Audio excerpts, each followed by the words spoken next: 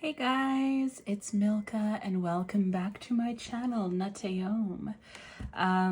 Today we are going to be doing another one of the subscriber requests, which is what is next in love, okay? Before we get into our group selections, there's a couple of things I wanted to let you guys know.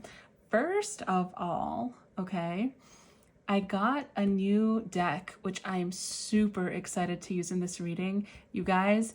And it is so funny. I'll give you a little snippet, right? This is going to make things very exciting. Hold on. Let me find a good card a good card as an example. Okay, I think this is a good example.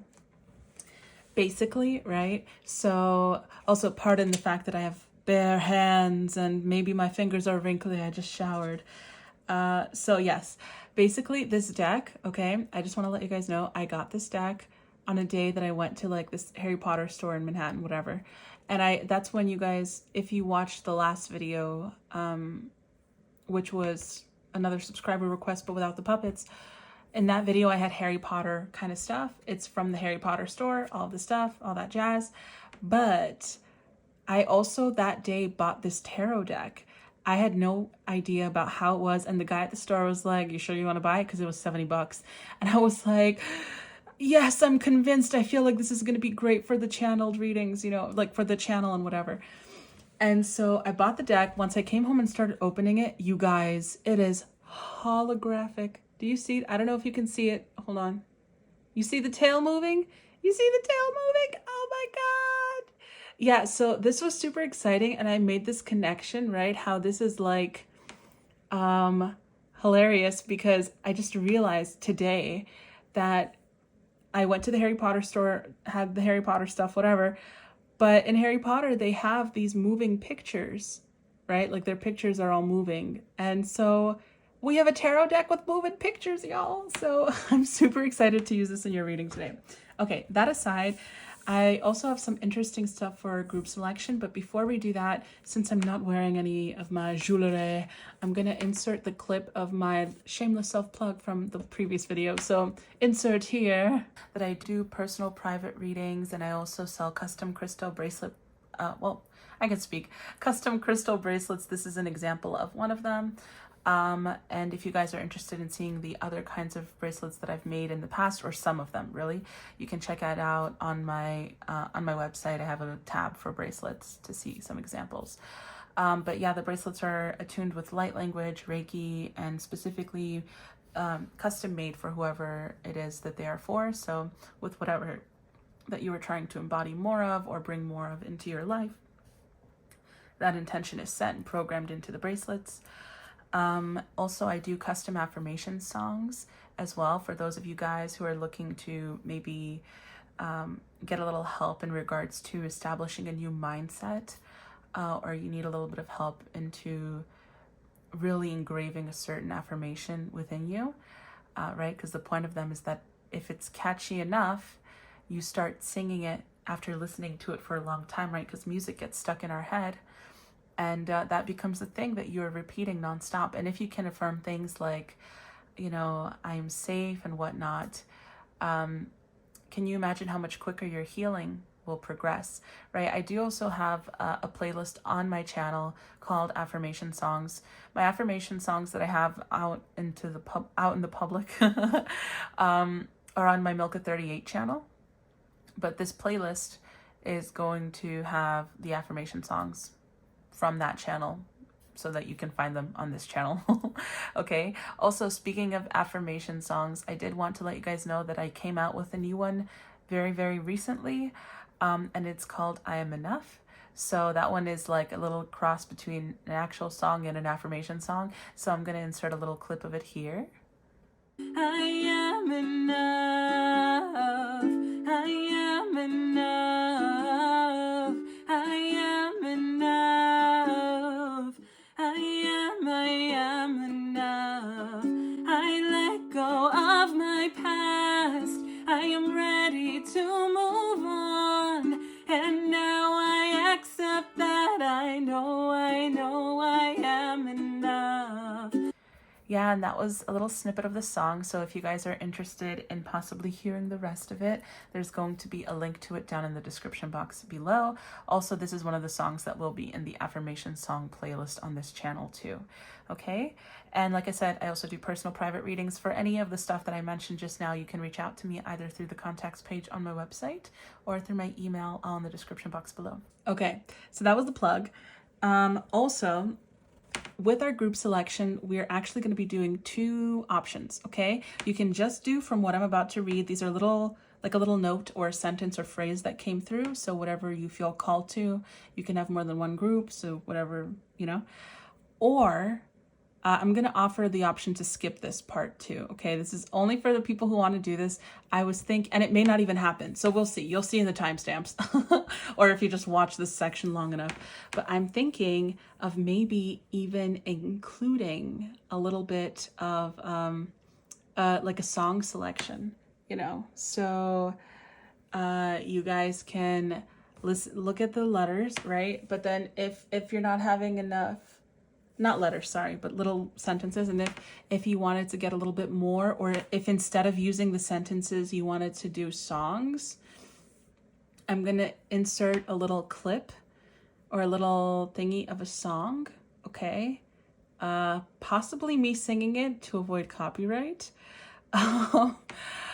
It may happen, it may not. So yes, just little inserts of songs, and they're all Disney songs. I will let you guys know because I don't know why today I'm really feeling the extra lovey-dovey Disney style stuff. Okay, so yes. Okay, let's get into the group selection. So for group 1, we've got I speak, I free my voice, all shall hear the way I can roar. Okay, so let me fold that this way now. Oh, that was not on the crease. I always do this, right? I try something new and I don't plan it ahead of time, like to see how it would work in theory. And then on camera, I'm there like, oh my goodness, now I need to figure this out. Okay. Group 2, for all of my life, I have loved you. Today, I choose me. Okay. There we go. Group 3. Let me just flip this right away. Okay. Stones, bricks, and walls are all I have known.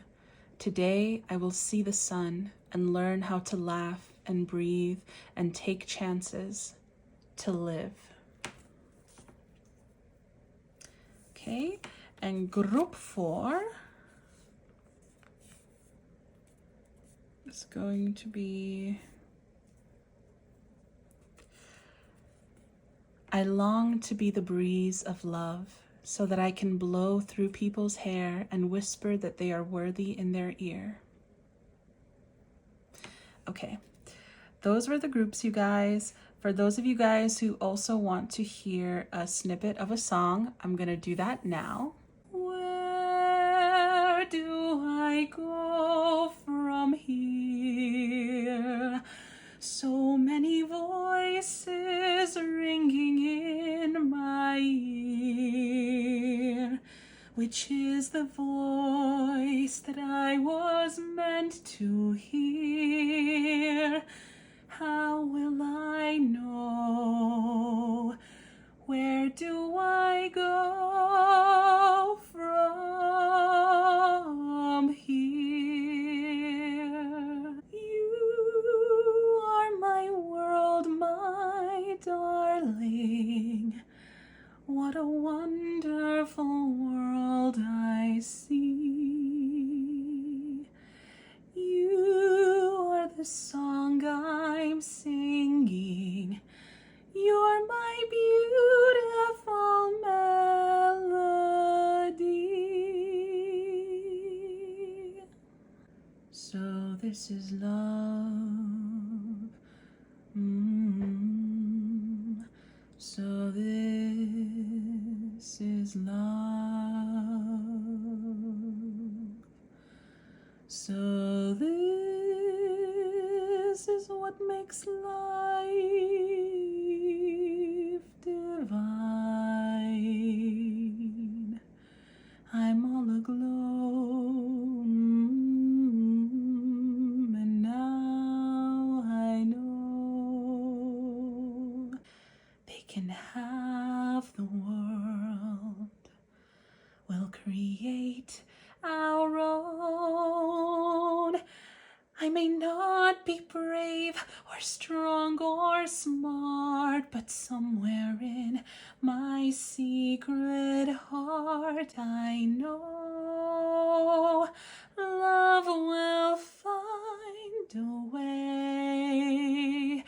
Anywhere we go, we're home if we are there together. And yeah, now I'm gonna leave you guys to choose your groups. All right, I'll see you at your pile.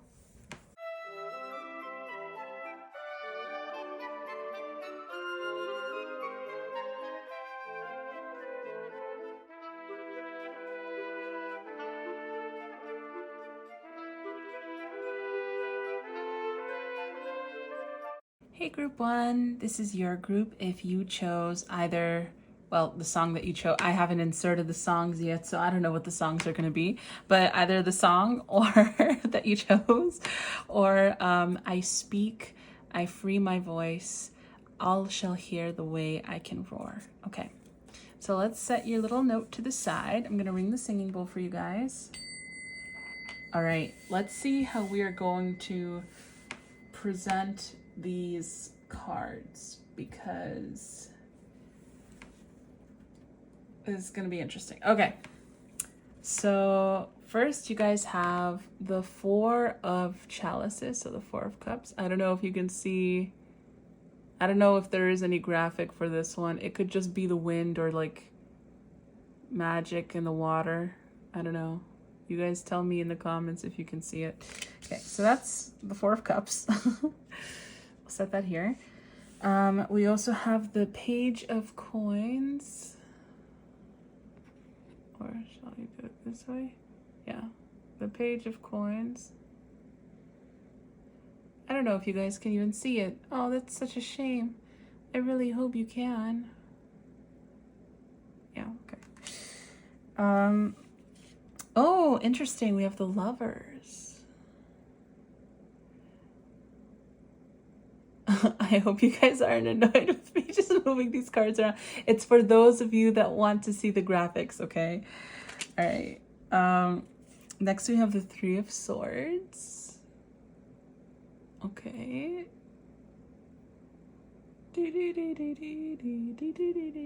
I don't know why this is making me... Oh, actually, I see the graphic. It's the rain. Do you guys see the rain moving? I don't know if the lighting is weird, so I don't know if you can see rain falling, but it's so funny because before I saw the rain, this actually made me think of that song. Oh my gosh, what is that song? Oh, River Flows in You or whatever. Oh, that piano song. Okay, then we have the Six of Coins.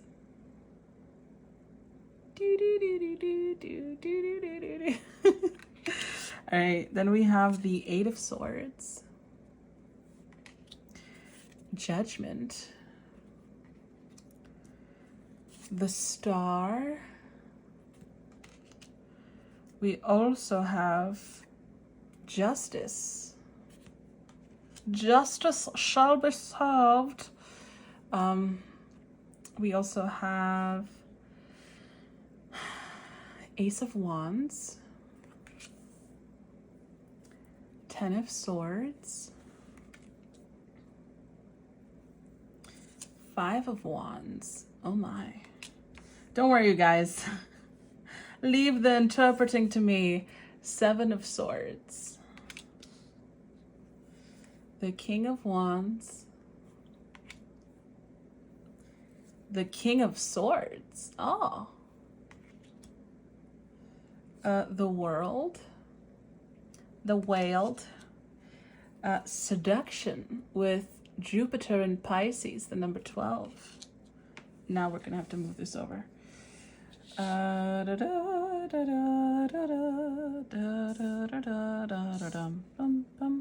Okay. Optimism with Moon in Sagittarius, the number 9. We also have Organization, the number 10, Mercury in Virgo. Virgo. Oh, can you see? Hold on. Oh, say, can you see? By the dawn's early light. You know, it's interesting that the Star Spangled Banner came to mind. That song is about freedom and liberation and hope. You know, it talks about like the miracle. It's almost like a miracle, really, right? Like the flag was still there after such an ambush. The flag was still there. So it's like, yeah, there's that aspect. And then we have number 10, 10 of Diamonds with Book. And it's actually the number 26. But yeah, it's 10 of Diamonds, Book 26. Okay. All right, you guys, give me a moment to see what I see. Also, I just wanted to say on the backs of the decks, you guys actually have the Lovers again. You also have a duplicate of Judgment, sorry. And you have a duplicate of Justice too. And you also have the Queen of Cups and the King of Cups or Chalices. For those of you wondering where the animation is, it's just the water. Yeah, some of them are basic. Some of them are cool though. In that deck, like when I was looking through the cards, I think one of the coolest ones is the 4 of Wands because you can see them dancing. It's so cool. I was like, this is like some Harry Potter stuff. Okay, one sec, guys. What is next in love? Okay, you guys.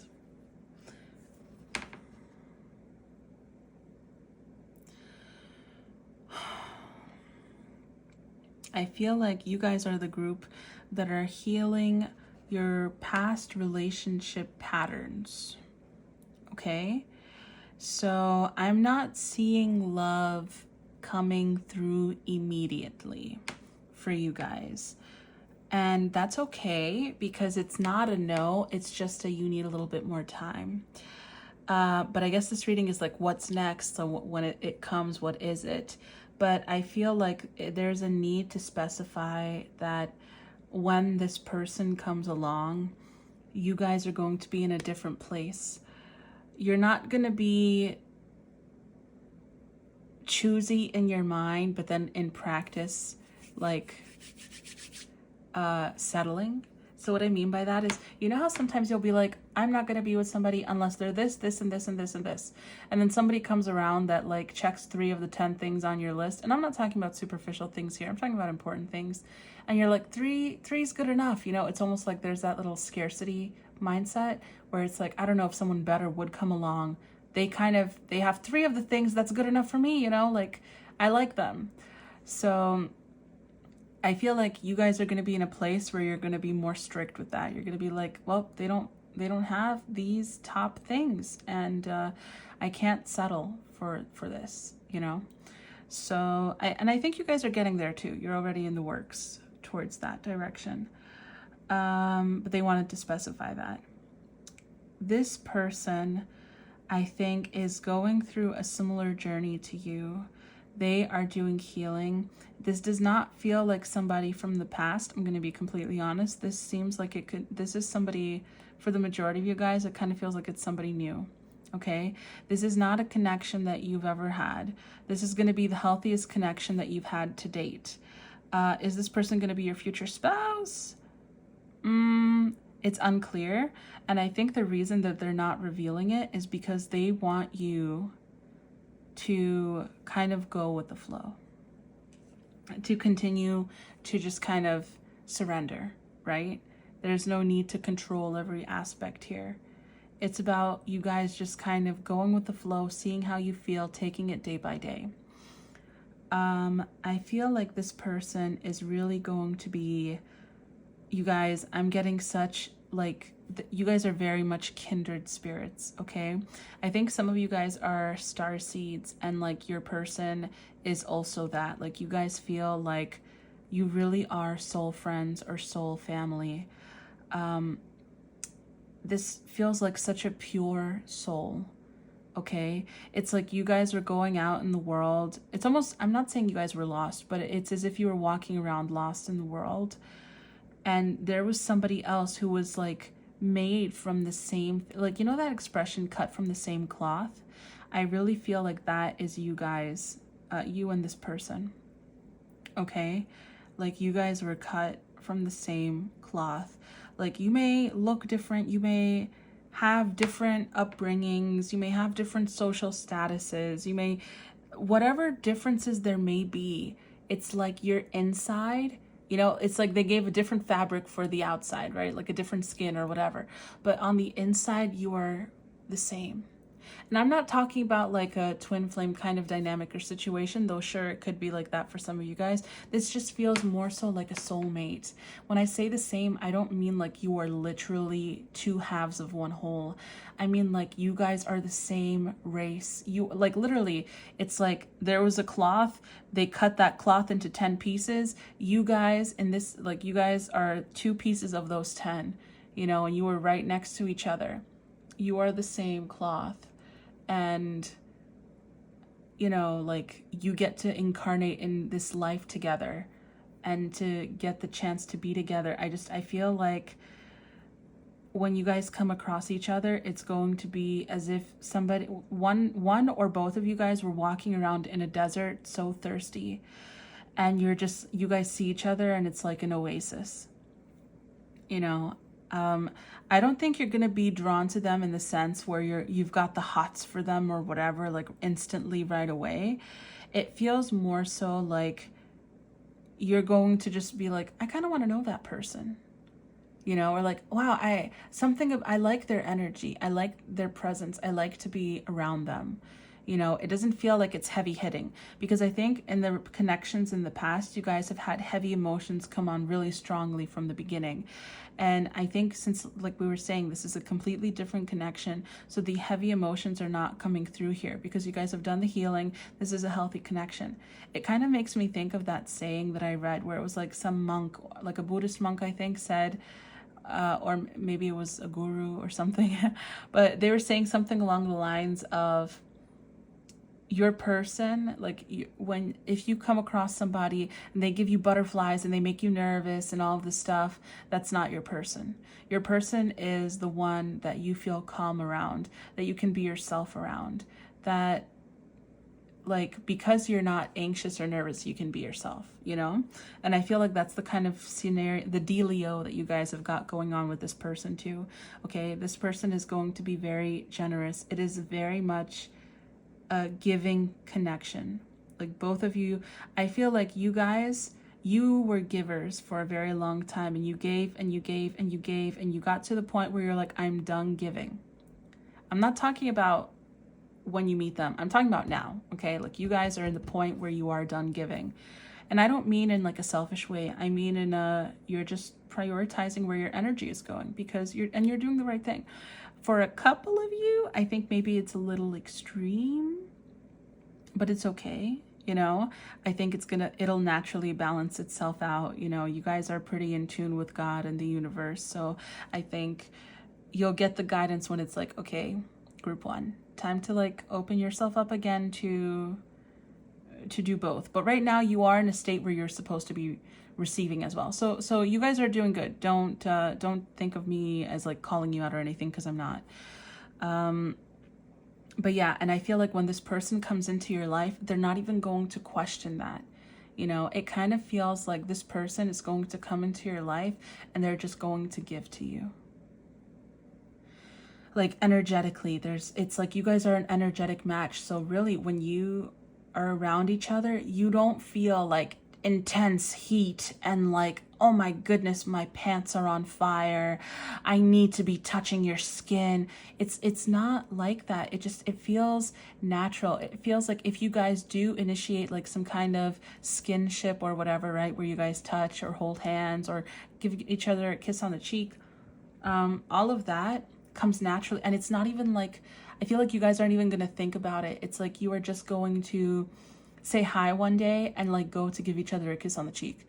And then both of you may pull back for a moment and be like, whoa, what was that? You know, like neither of you were expecting it, but it's like your energies are aligned in that way. Your energies are like, yes, we're like, they're that comfortable.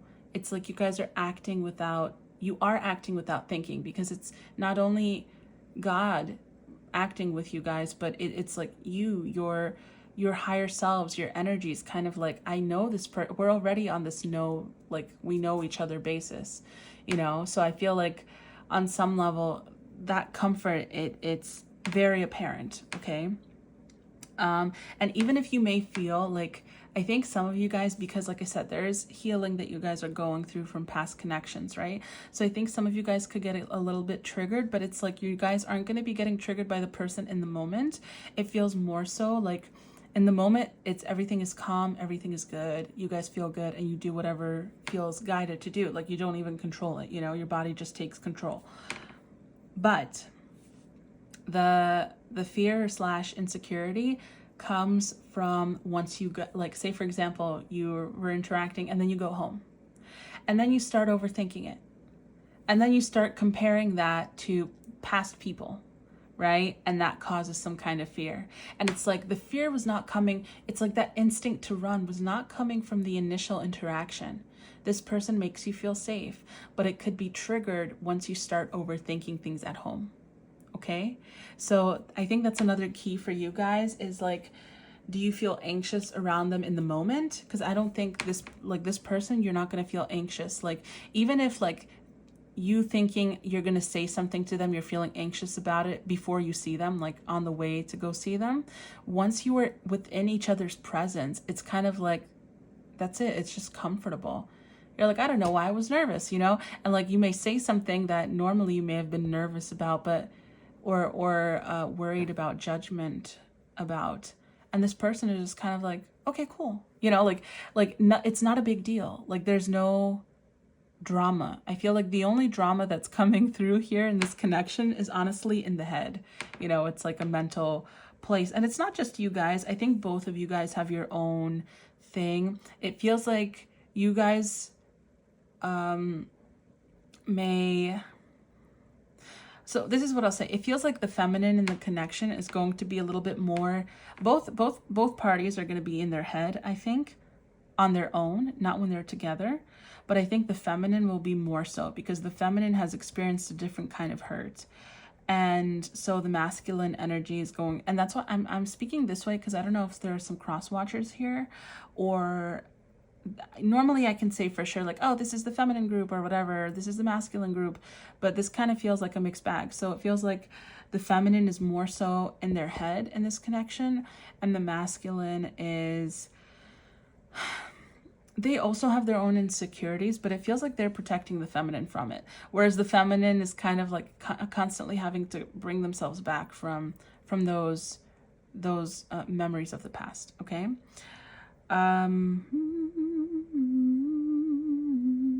Let's see. Let us see what else I'm seeing here before I move on to the other cards on below and stuff.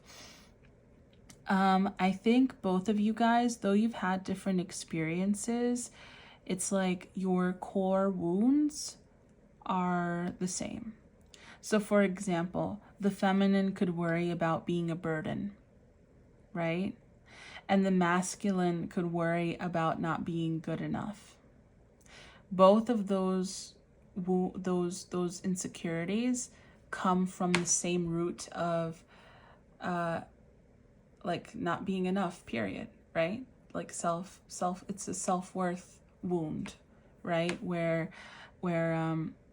the feminine being worried about being what did I use? What was the word I used? Starts with a B. Oh, a burden.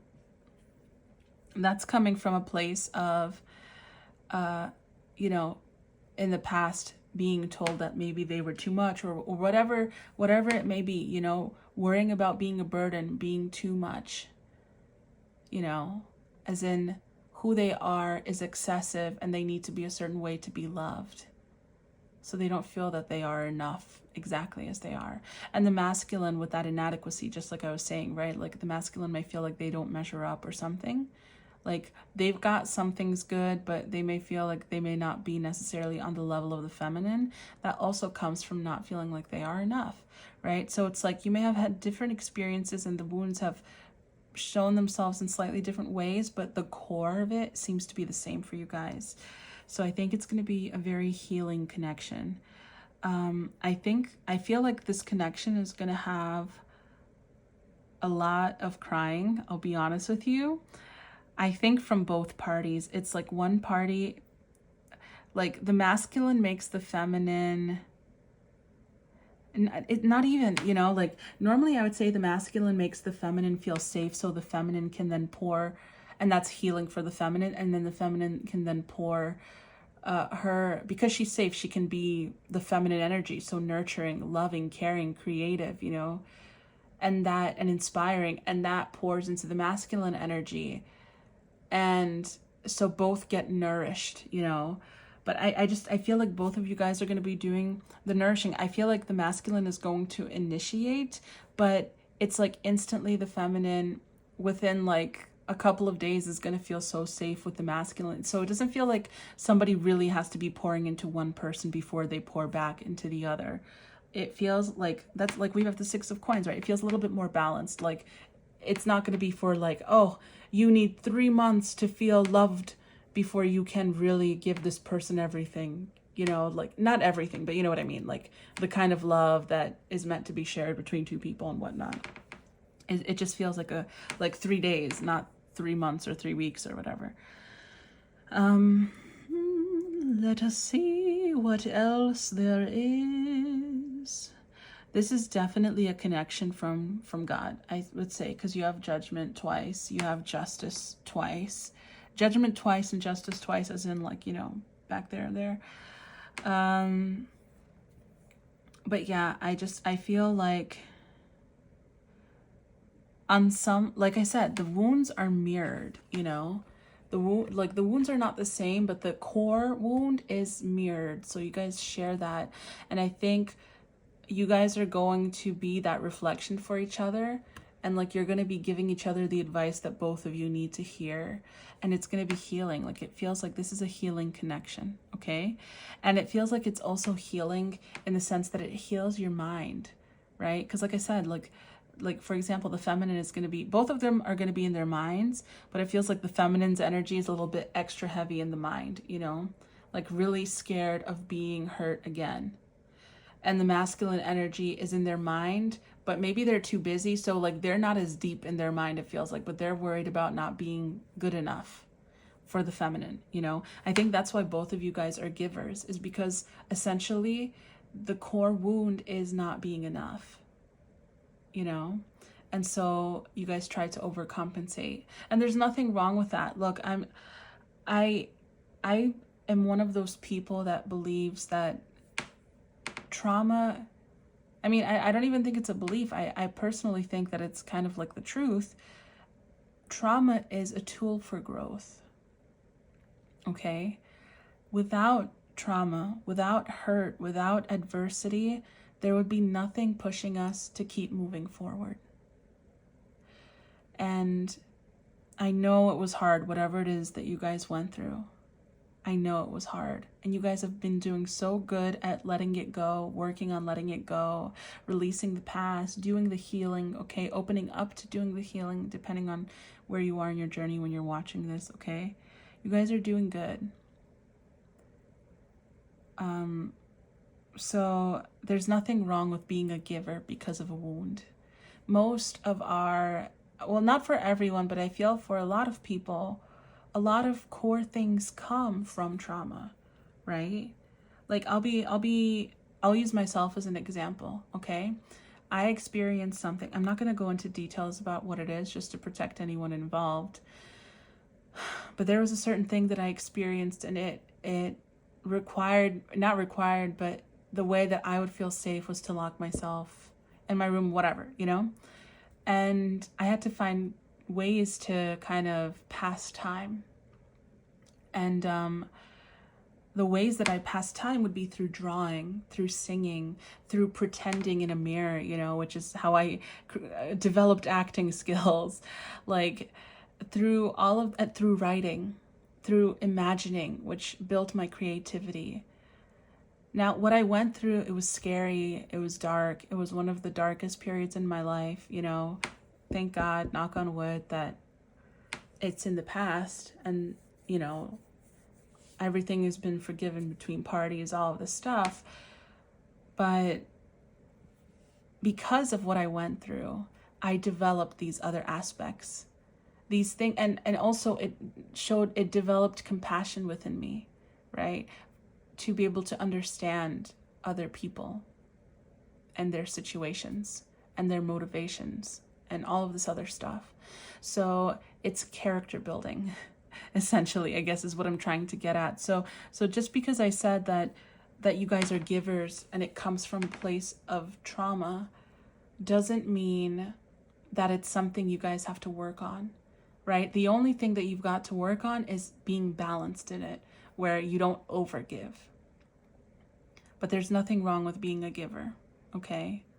You guys are very kind-hearted, and I feel like you guys were kind-hearted when you were kids too, okay? I just think that being overgiving comes from that trauma, from feeling like you weren't enough, you know, or whatever else, the whatever else it was.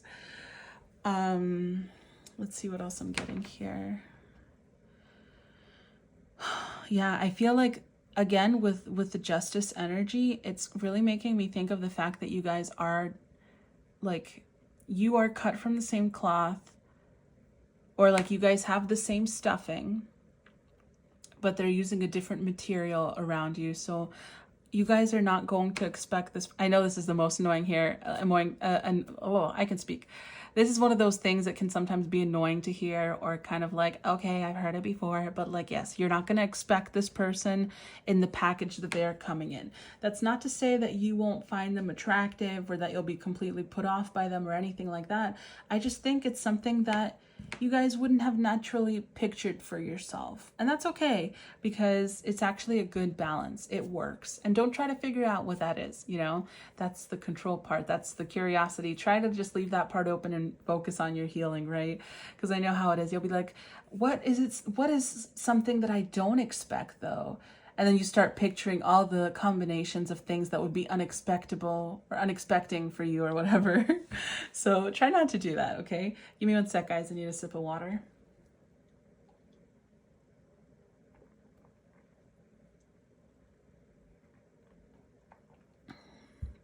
I also feel like the connection that you guys are going to have with this person is going to be very intuitive in nature. And like you guys have...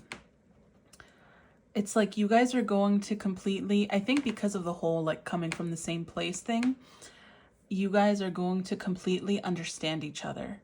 Like you are going to read each other really well. And I feel like your person is going to read you guys extremely well. And I'm not saying you can't read them, like you can. But I don't know, I feel like they may get a slightly better read on you guys initially. I think because you guys are in a slightly different part of your journey when you guys are coming across each other. So again, you're going to be able to read them and whatever. And especially as you guys start to talk, it's like you guys are both just going to know, you know each other's cues without having to know each other. You know what I mean? So yeah, but I feel like your person is just gonna, like, they're going to recognize you in a slightly different, like a little bit more so than you are going to recognize them. You know, for you guys, it's going to be like, oh, I really like their energy. I really like being around them. You know, I feel good being around them. I feel safe or comfortable or even confident or whatever it may be. And then for them, it's kind of like they can see you. They can see you. you know? And I think that's a really big deal for you guys, for someone to completely be able to see you. Because I think people have only seen aspects of you, you know? They see where you have done your healing and they're like, wow, you're so cool, you're this, you're that. And you're like, well, it's because you're seeing this version of me or this aspect of me, or you're seeing me on a good day, but you know, I'm not always coming across this way. You know, I have other aspects of me. Like people could be like, oh, you're such an angel, group 1. And it's like, thank you, but that doesn't mean that like, but there are times when I'm upset at myself because sometimes I let people cross my boundary. You know what I mean? It's like, it's kind of like that. There's polarizing aspects of you guys, because you're multifaceted beings, you know, everyone is. And you guys especially, and I think some people just it's like you guys have, just as an example, as if you guys have 10 personalities, but people can only see 3, you know? And it's hard. It's hard to kind of live that way. And I think you guys have gotten past the point where you're trying to live up to people's standards.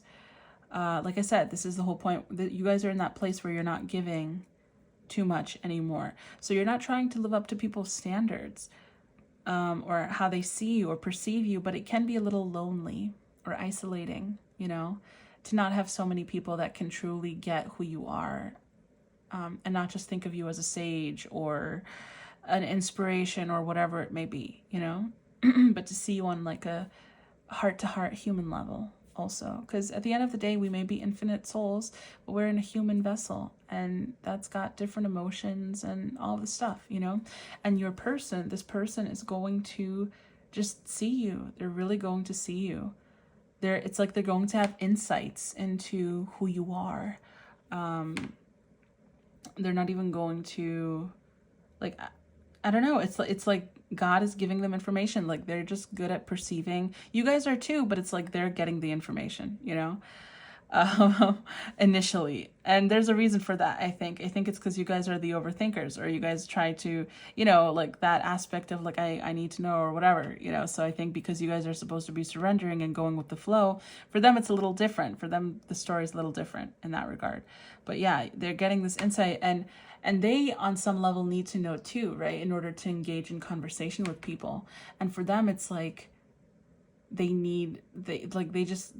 don't know. I feel like they can completely see you guys. They can, even, and I'm not saying that they're always going to be on point about how you're feeling in the moment. You know, that's something that takes time. You guys are supposed to create a connection and establish that.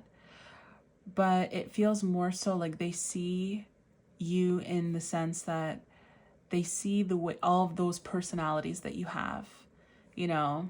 Just like some people may think like, oh, you're a saint, you're this, you're that, you know. But they're like, yeah, but I can see how this person would look like when they're angry. And like, it's not a pretty sight, but that doesn't scare them away, you know, because they also know that you don't get angry quickly. This is just an example again, you guys, but like you don't get angry quickly. So like they see and they're like, I can see how this person can go into a sad place, you know. So it's like they see all of those facets of you, not just the way that you are outwardly presenting yourself or the healing that you've done. They can see past that, and they can see your soul too. They can see your true potential, as well. Let me see what else I'm getting here.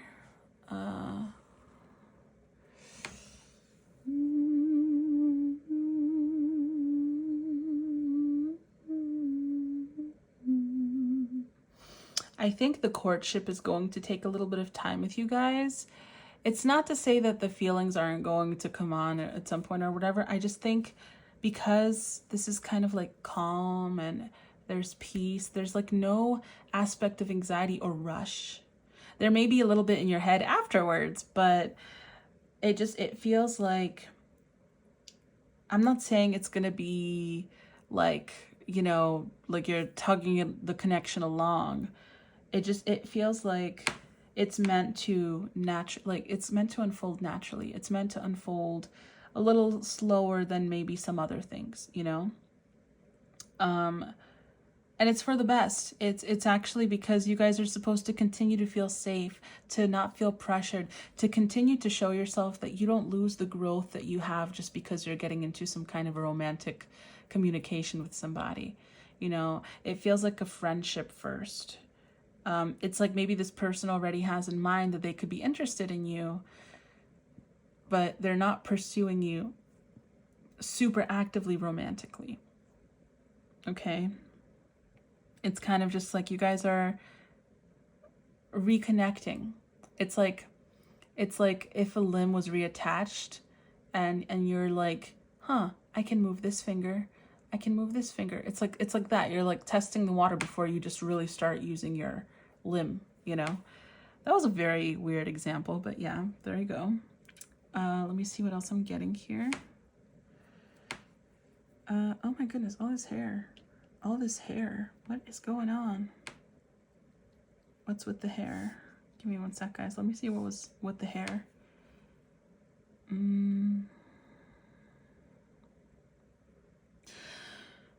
Yeah, I feel like to come into connection with this person, it's going to take a bit more shedding for you guys. Shedding of who you guys were in the past, okay?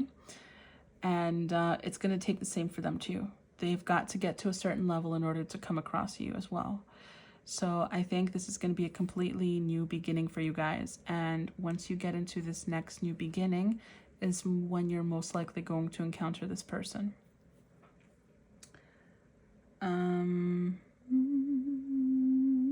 Oh, something that I also got, I feel like you guys, as you spend more time together and maybe get a little bit more intimate with each other,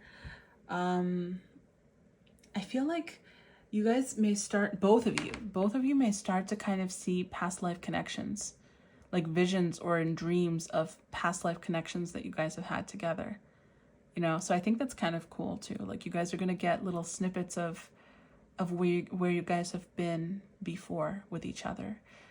Okay? Because I don't think you guys have incarnated. It's not like, oh, like 2 lifetimes ago we were together. It kind of feels like it was a little longer than that, you know, like the last time you guys were together was in a much older time period. So and then before that, I kind of like what I'm getting is kind of more like an ancient Greece, Roman vibe. Okay, it doesn't have to be there. I just mean like that kind of an era. So around that time, and give or take maybe a few hundred years or whatever. But yeah, it kind of feels like that was the last connection. Or like maybe monotheism, like monotheistic religions existed, but you guys were not from a place of that had a monotheistic religion. Like it's kind of like that, you know? That's why I'm getting like that Greece, Roman kind of stuff, ancient Greece and Roman stuff. And yeah, and then before that it was either like Atlantis, Lemuria, or like from the stars. Like it kind of feels like it's like that. Like you guys didn't get to encounter so many lives on Earth together. So what you guys are going to be remembering is not just from Earth, it's going to be from beyond. I think that's cool too.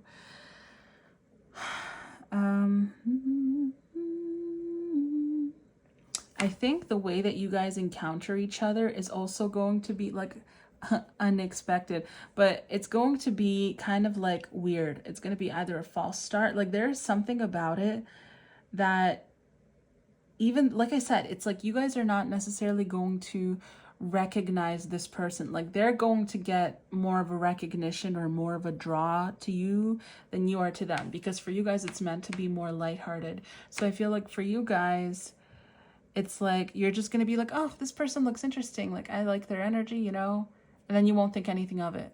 And then maybe a little later or something you'll be like, you know what, I kind of want to be friends with them, you know, like I just want to be their friends. I'm not looking for anything much, you know, I just want to be friends. Like really, I can't see myself with them, but we can be friends. I think they would be cool friends. Like, no, this stuff. And then it kind of develops further and further. So it kind of feels like that. Like you guys are getting introduced really slowly to that. And like this person is very patient. Like they are not there like, oh, when is group one going to realize, like looking at an invisible clock, I am their person, you know? Or like we're supposed to be together. Like it's nothing like that at all. Because I think for them, like they're comfortable with the way that it's going too. Like there's patience. Like this is a very patient person. I feel like this person maybe has had experience in the past where people were like, you guys, like, you wait too long to take action. Or, I don't know. I feel like whatever it is that they're doing is different with you than it's with most people. But I do feel like they are a very patient person. They can wait things out. You know, they can be a fly on the wall and kind of observe for some time before they take action. And it's not because they're trying to drag their feet. It doesn't feel like that at all. It just kind of feels like they're waiting for, they're like, I need it to be the right opportunity. It's got to be the right person, the right opportunity, the right timing, you know? And that's why they get this extra insight into you guys, because it's going to give them the information that they need to be like, yes, this is the right person, you know, for them to be able to even think about investing time. But even if they weren't given the information, they would feel that from the energy connection. But I think that maybe they get busy with work, or they get busy in their life in general. And so unless they had that extra clues, they would just be like, it's just someone I feel nice around, but I'm going to keep moving, you know? So I feel like they needed those extra clues from God to be like, oh, you know what? I'm not just going to keep moving. Like, I'm going to do what I've got to do, but I'm going to have a little pin in with this person kind of thing. Like, I'm not going to forget it, you know? Let's see what else I'm getting.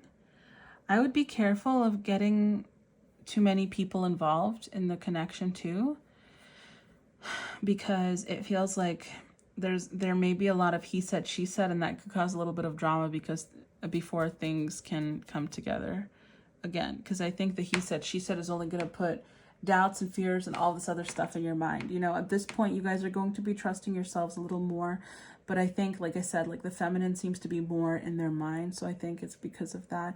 And then I feel like the he said, she said would frustrate the masculine a little bit too, but then they would get over it. It's kind of this weird in between. But again, I feel like you guys are the same. Like there's something so similar. It's like there's a recognition within each other, you know? And I'm not saying that when you hug, you're going to feel like you're home. But when you hug, you're going to feel peace. You know, like maybe you guys are also empaths, and like when you hug people, maybe you feel drained or get a little tired and whatnot, or you pick up things, you know, just random thoughts or energies. But when you hug this person, you're not going to be like getting all of these messages or energies or whatever, and you don't feel drained, you know. There may be a slight off day or whatever, but I like 1 in like 150 or whatever. You know what I mean? It's like you guys just don't get drained from being around this person. You don't get drained. Like they are not taking from you. You know? It's kind of like they hold their own, essentially, which is something that you guys need, okay? I feel like this person is very passionate. And they're also very intellectual. So this King of Swords is very much giving like the vibe of that book card. And like I was saying, that like that part that kind of sits back or stays back for a moment or observes first, right? Like the part that observes. And then the King of Wands kind of makes me think of a busy life. So I feel like they've got a busy life. And that's why, like I was saying with the book, where the universe and God just needed to give this person a little extra something to make them stay and realize like, okay, pay attention. One thing I will say also, like now that you start creating friendships with, you know, people, don't try to be like, oh, is this possibly my person? All of this stuff, right? Just create friendships, because I feel like first you guys are going to get a couple of friends before you actually get into a relationship with somebody of that gender, you know, or whatever it is for you guys. I also feel like in childhood you guys could have had similar kind of dreams.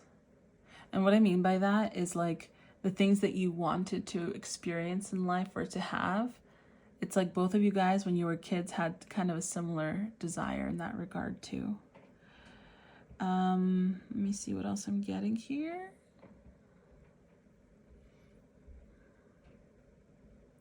Yes, so the slow pace is actually a good thing. Like, remember how I was mentioning for you guys to keep reconfirming and reaffirming with yourselves, like that you're not going to lose yourself in the connection or overgive or go into the past or whatever.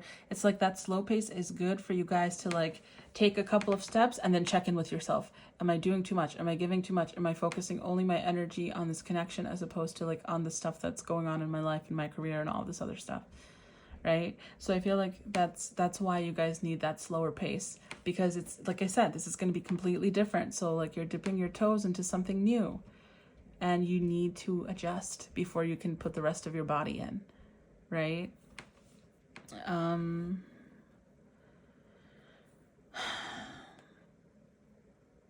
yeah, even if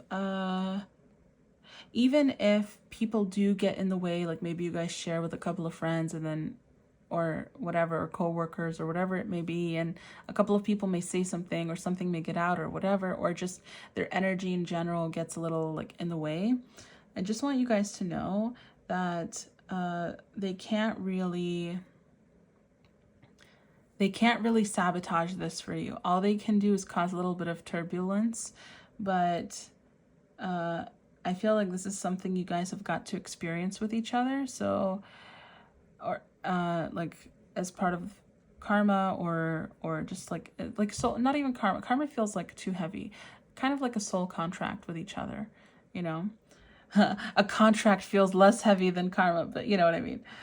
So I feel like because of that, they're saying like, don't, if something feels kind of patchy or whatever, don't get upset about it. Don't worry about it. You guys are gonna be okay. Okay, so yeah, that kind of feels like it, you guys. Let me just roll the dice as a final message to see what else I'm getting. Okay, we've got Cancer, the number 3 again. Ooh, oh, and I flipped it by accident to 19. 19 is the sun, by the way. Oh, and then we have the sun. Interesting. It's interesting because we have 3 and 3. Then this flipped to 19, and then 19 is the sun card in tarot, and then you also have the sun. So it's mirroring, right? And then you have Cancer, which is like it looks like this is also mirroring, you know. You know what I mean? Like you can see that. It's like, I'm not being inappropriate, but it's like a 69, you know, like it's like the same number, but like revert, you know, like yin yang. It's like the same, you know, but just flipped. So I think that's interesting because this is again talking about the fact that you guys are going to be mirroring, and there just seems to be such an emphasis on the fact that inside you guys are completely similar. So I think this person is going to be so different that like you guys need that constant confirmation, like no, inside there, that like that's another reason why you guys need this time to get to know each other, because it's like I don't see how this could work, you know. And the universe is going to be giving you guys all the signs, all the synchronicities, all the signs, like this is somebody we want you to continue talking to. And maybe if you get kind of hints about something else, you know, a little deeper with a connection, you'll be like, I don't know, I kind of feel like I'm being pushed into somebody that I don't really have any kind of like common interests with. Like we're just so different, you know. Like I vibe with them, but we're so different. Like this is not my style, you know what I mean? And the universe is going to be like, give it a chance. Like you may be different on the outside, but get to know this person first. Like this is your perception of them. You're like, they're getting a better perception of you guys than you guys are of them. Like that's what I'm saying. Like they get more of an insight, because if they didn't get the insight, they wouldn't give it the time of day. They're that kind of a person. You guys are a little bit more receptive. So for you guys, you're not getting, and again, it's like you guys have similar lessons, but you also have your own individual lessons. And so for you guys, this is important for you to do the surrender and whatever. So you guys don't get that kind of an insight. So I think it's kind of funny that they're emphasizing that again. But with 33 also coming through, that's Christ consciousness. You know, that's the Christ number. So I feel like this is a higher level connection, a higher level soulmate. It's going to be very emotionally healing. You guys are going to be healing wounds from parental stuff. You know, I feel like both of you guys are going to, whatever parent that you may have had a little bit of trauma with, even if it's both, this person, and you are this for them and they're this for you, is going to help you guys overcome that, you know? Like, yes, you guys have to be parents to yourself, but I feel like this person is also going to show you that somebody else can be that for you as well. And you're going to be showing that for them too. You guys are going to be very kind and considerate of each other. It's very sweet. It feels like a cute union. Like your inner children are getting healed through this connection. Okay? And it's like your hearts are only getting more activated and full of love. It's very cute and very sweet. But yeah, that was your reading group 1. I hope you guys enjoyed. If you did, I would appreciate if you gave this video a thumbs up.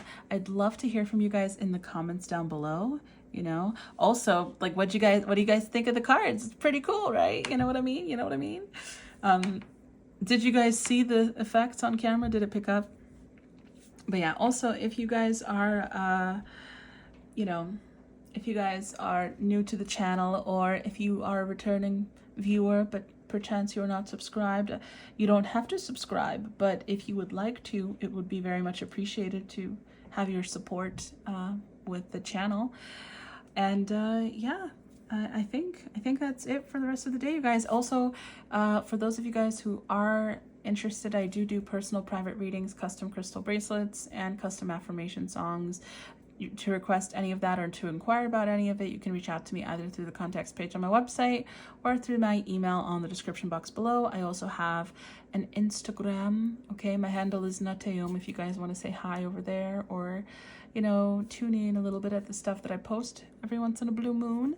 Yeah, that was your reading group 1. I hope you guys have a wonderful rest of your day. Okay, I'm sending you guys lots of love, lots of light, and I'll see you guys next time. Okay, I'll see you in the next reading. Bye, group 1. Hey, group 2. This is your group. If you chose either the song that you chose or For All of My Life I Have Loved You, today I choose me. Okay, let's set your little note to the side. I'll ring the singing bowl for you guys. Parfait. And let's get right into your cards. Let's see. Okay, so you guys have the 5 of Swords. I'm gonna move the cards around to make sure that you can see the holographic stuff. So in some level, it's just, there it is. Okay, it's just the stuff moving. Okay, so there's the 5 of Swords.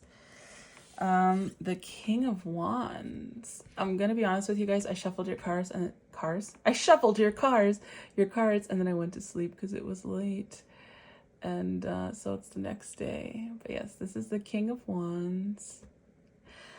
And the reason I'm saying this is because actually a couple of these cards flipped out. So I didn't see the 5 of Swords, but I saw the King of Wands and the 6 of Wands. They flipped out together. And I completely forgot about that until just now, so. Oh, that's the thing that's moving. Oh, whoopsies. It's this, the sticks in the back are moving. You see that? You see that? Okay.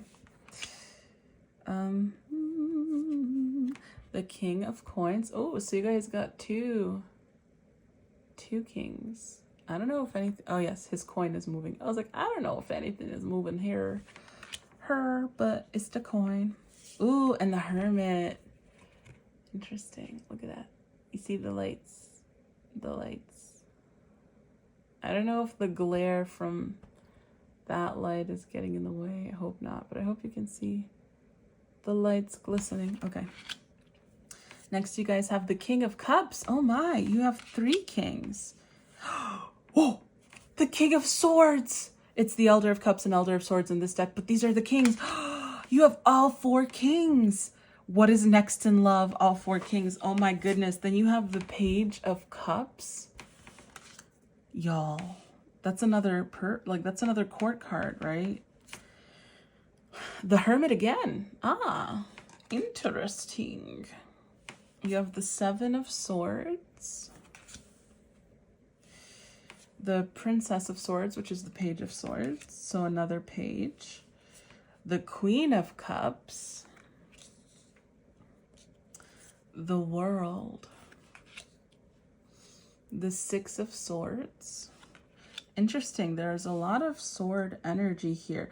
The cards that are not really specifically people or major arcana seem to be primarily swords, like the 5 of swords, the 7 of swords, the 6 of swords. Interesting. You have the 5 of cups. Soup kitchen.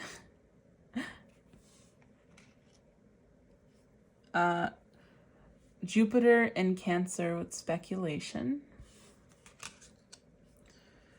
Mars in Cancer with quarrel. Interesting. Both Cancer. Then you also have Jupiter in Scorpio with manipulation. This is the number 8. The last, and these two are both 4s. Whoa, 4 plus 4 is 8. Interesting. Okay. And then you guys also have a garden with the number 20 and 8 of clubs. Let me just shift everything down a little bit more, you guys. Give me one sec. And then we're going to see what is next in love for group 2. Groupie 2.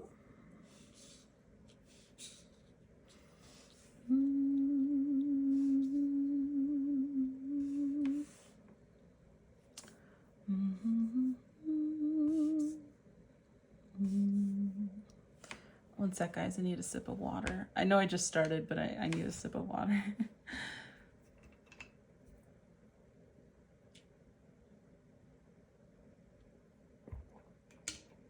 Okay, let's see. What's next in love for group 2? You know what this kind of feels like, guys? It kind of feels like, you know when you let go of a situation? And it's funny because I used this in a previous reading at some point, right? There's this movie called Under the Tuscan Sun. And at some point, like the main character, Francine, she's like having just, I think that was her name, Francine? Francesca, yeah. Or no, I don't remember. Oh my goodness, what the heck? Anyway, not important. Basically, the main character, she's having this moment after she's already moved to a whole nother country, all of this stuff, and she's like, there's still like no love, you know, and there's this frustration. And this woman who, on some level, kind of inspired her to take the leap, just through by being herself and whatever, and being open and whatnot. At some point, told her this story, right? Because she was like, "Girl, you're a black hole, like." You just are emanating like sadness, you know? And she's like, well, I'm trying, I'm working on it. And she's like, listen, let me tell you a story. And she talks about how when she was a little girl, she always wanted to catch ladybugs. And every day she would go into the garden and she would try to catch ladybugs, but she couldn't find any. Then one day she decided to give up and she just fell asleep in the garden. And she woke up to finding a bunch of ladybugs walking on her. And I kind of feel like that's what's happening here, right? It's even in the card that you guys chose. I don't know what song is going to be associated with this group, but here it's, for all of my life, I have loved you. Today I choose me. It's kind of like you're saying, I'm going to let it go.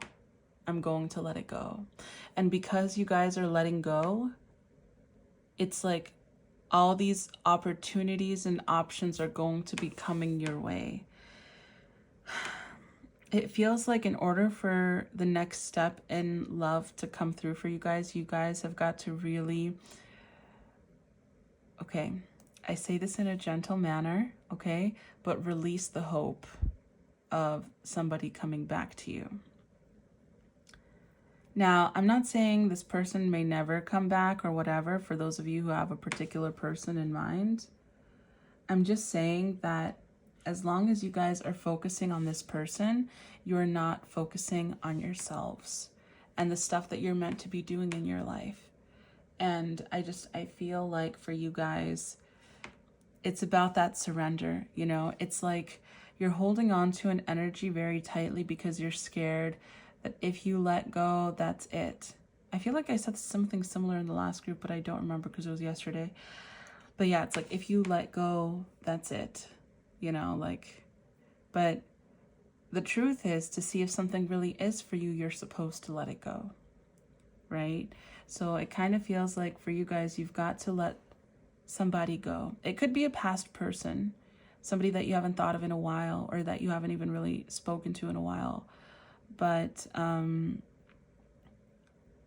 it's kind of like, say, for example, sometimes you have a first love, right? A real, true first love, even if it's been 10 years or whatever, but you compare other people to them or what you had with them. Even if you stop doing it as intensely, you still, like, on some level, there's still a little bit of a measuring up. Well, when I hugged my first love, this was how I felt. I don't really feel that here, you know, so maybe that's not for me, but like, it's like everything you're doing is measuring up to that person. You're using that person. So it feels like you've got to stop. Like, that's the sign that it hasn't been 100% released. Like, on some level, there is a little part of you, a little sliver that's still kind of held on to the idea that that person was the one, however long ago it may have been. And I feel like now is the perfect time, while we're in like Venus retrograde and Linescape and stuff. And this is a timeless reading, obviously, so it doesn't have to be, you know, it's at the time that you're watching this. It's just, if it just so happens to be the time when it's posted, this is all the stuff that's going on. But if you watch it, I don't know, 4 years later, that's okay too. Whatever time it is, whenever you're watching this is the right time, but it feels like now is the time for you guys to, it's the perfect time for you to start really letting go of that past person, the idea of what could have been, so that you can keep moving forward. It's like they're not supposed to be somebody that you measure things up to anymore. Okay? And I feel like there's got to be some kind of a release for this next opportunity to come. And to be completely honest with you, what really feels like is happening is you guys are going to be working on this release, right? Because like I said, you guys chose today, I choose me, right? You said that, you chose that. So you guys are choosing you are doing it. That's why I'm saying it's like the perfect time. You guys are doing it. And it feels like because you're doing this, you're going to be getting a lot of options, okay? At least 2. I'm seeing at least 2 options here. There's a possibility, okay? And I say to take it with a grain of salt, that this past person, I'm not talking about that first love or whatever, that was an example, but this person that we're talking about, you guys letting go, there is a chance that as you guys continue to choose and do you, this person may come back. Like, you not putting so much pressure on the situation by thinking about them gives them enough freedom to kind of, I'm not saying you guys are taking away freedom from them, not at all. It's just sometimes when we can feel somebody is thinking about us, or like the pressure of expectation, you know, like, oh, they're expecting to hear from me now, but I'm not ready or something. I feel like it's going to kind of lighten up on them, and they're gonna get some kind of a clarity. And I'm getting such fall vibes here. Maybe it's because of this card, but yeah. And then they could come forward, you know, and give you some kind of a communication or offer. But I'm also seeing somebody else could be coming through here too, because you guys have a lot of kings. I'm surprised the Emperor didn't come out, because the Emperor is the embodiment of all of the kings. So I feel like I am seeing more so 2 people, and it's going to come down to a choice for you guys. So you guys are the group with the choice. Okay. And I feel like they're going to be relatively close around each other. One of them feels more so like that old person. And if it's not the old person, then it's somebody who kind of reminds you of the old person, you know? And then one of them is completely different. So one of them is a little bit more stable or secure.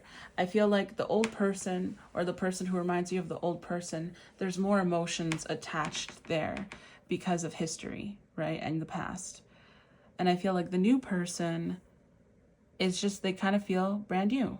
So in order to kind of connect with this new person, if that's who you choose to be with, you would have to kind of let go of the old, right? Because the old person is kind of like sorry, the old person is kind of like a 10 of swords situation, in the fact that with them, the past goes too. The past dies too, right? With you guys kind of separating yourself from this person, the past gets separated too. And not the past with them, I mean like your past patterns in love. Okay? And then with this new person, it's like I'm feeling like they're coming correct, you know? Even if, so again, you guys, because this is a general reading, I have to kind of give a couple of scenarios, okay? So even, it could be that the person that you guys are looking for, because you guys take that break and you go and you do you, and you just take care of you, like you go and do these fun activities, you take care of work, like you just focus on taking care of you, doing what's best for you. It's kind of like while you're doing that, you're giving that old person, this is for some of you, right? That old person time to sort out what they've got to sort out. And then when they come to you, they will come correct in the more proper manner. Okay? But this is the most important part of this reading, and this is the part that applies to all of you guys, okay? And that is to let go of this person. Let go of the expectation of what may come from this particular person that you do know, okay? Because that is the step that is going to kind of initiate the rest of the stuff that we haven't even gotten to. But you guys have got to let them go. So don't go into it thinking, oh, one day they'll come back, you know? It kind of feels like in this particular situation, in order for you guys to truly let go, you've got to realize that they may never come back, and that's okay. Right? And I don't mean to make it like, you know, sound sad and all of this stuff, because regardless of if you guys are the scenario where the person comes back correct or where there are two people, after you let go, whoever is going to be approaching you next is going to be like a real approach, not like a little cat call or like admiration from afar, but like it's actually going to come up to you and approach you and try to communicate with you and all this stuff and get in touch, in contact with you. Is going to be more stable, sturdy, secure, and they're like, I'm not going to run. You know, because this other person kind of feels like there's a little bit more back and forth. Like they're in and out. And again, it's kind of like they've got their own thing going on. So if it's going to be them or if it's going to be somebody else, they're saying, I'm here. Like, I'm not doing the 1 foot in, 1 foot out. I'm kind of like, I'm stable. I'm secure. Okay? And then it's going to be up to you guys to navigate if it is a choice. I mean, it's actually, regardless, it's going to be a choice. It's going to be a choice of if it is the same person, if you guys choose to take them back. If it is the same person, I kind of feel like there's going to be some testing going on, and they're going to be completely understanding of it. They're going to be like, I get it. Test me all you want, okay? But obviously that doesn't mean like test this person for like 3 years or whatever. I don't think you guys are unreasonable, you know? Like, you guys need some time to heal that hurt or that wound or that anger or frustration too. Right? So by the time they come around, they're going to kind of prove to you that they've changed. If it's that scenario. If it's a new person and the old person, then you guys are going to have to choose who are you going to go with. Because like I said, there's going to be the emotional attachment to the old person, because it's also, this old person kind of gives you that's why it's confusing, right? It's confusing because it's like this can either be two people or it can be one person transforming. So like, for those of you where it is two people, it's like there's this thing where that old version or that old person, right? Again, like they are like a 10 of swords energy in regards to your love life, in the sense that your negative patterns in love kind of end with them. So I feel like, yeah, that it's going to be a choice between what is comfortable and what you've always known, and there's going to be stronger emotion here, as opposed to something that's more calm, peaceful, but it's completely brand new and you don't kind of feel as strongly anymore. So yeah. So if it's the same person, you're not going to feel as strongly about them anymore. And if it's a different person, then you're also not going to kind of feel as strongly about them. It's kind of like neutral territory. I heard canola oil. Yeah, it's kind of like canola oil. Like there's no flavor. It's a neutral oil, right? So that you can kind of hold the ground for something to grow. So that's why it's like, if this person does come, if it is the same person, they come correct, and it's like, you're gonna be like, I don't know if I want you anymore. Like, I don't even feel anything anymore. But it's like, well, you can, there's this piece, this letting go is good for you, right? But also it's good for the connection, so that you don't do this pattern of losing yourself again, you know? Like for those of you guys where it is the same person, it was like you guys needed a little bit of a test run to show you where you fall into old patterns in love. You know, like, oh yes, you've done really well prioritizing yourself, all the stuff, loving you, but then once we add a romantic aspect into it, at first you do well, and then you kind of fell off track, and it started being about just getting excited about seeing them and not doing the stuff that's good for you, right? And the stuff that's good for you kind of feels annoying, and everything else feels like time in between when you get to see them, as opposed to your life. You know, it doesn't feel like your life, it's just time between when you get to see them. So that needed to be healed. The independence needed to be refound, reconnected with, right? Which is why you won't feel as strongly again, because it won't be a trauma bond. It would be kind of like a, hey, I'm an individual, you're an individual. Can we get a take two and kind of get to know each other a little bit? You know, let's get to know each other. So that's for the same person. If it's different people, then it's kind of the same thing, but just applied as two different characters, right? So I'm not here to tell you who to choose, okay? But I feel like I just want to say this is more stable, okay? Let me see what else I'm getting here before I move to the bottom row. This is a really big aspect of your emotional maturity, okay? Because you guys are extremely emotionally intelligent.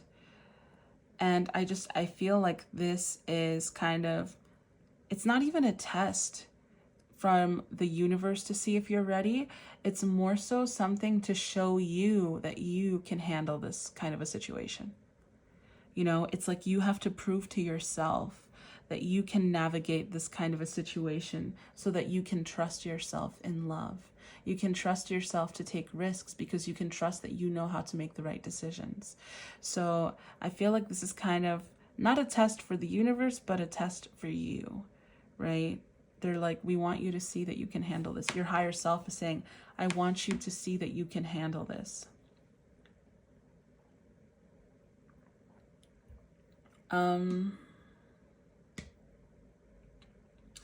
And when this person,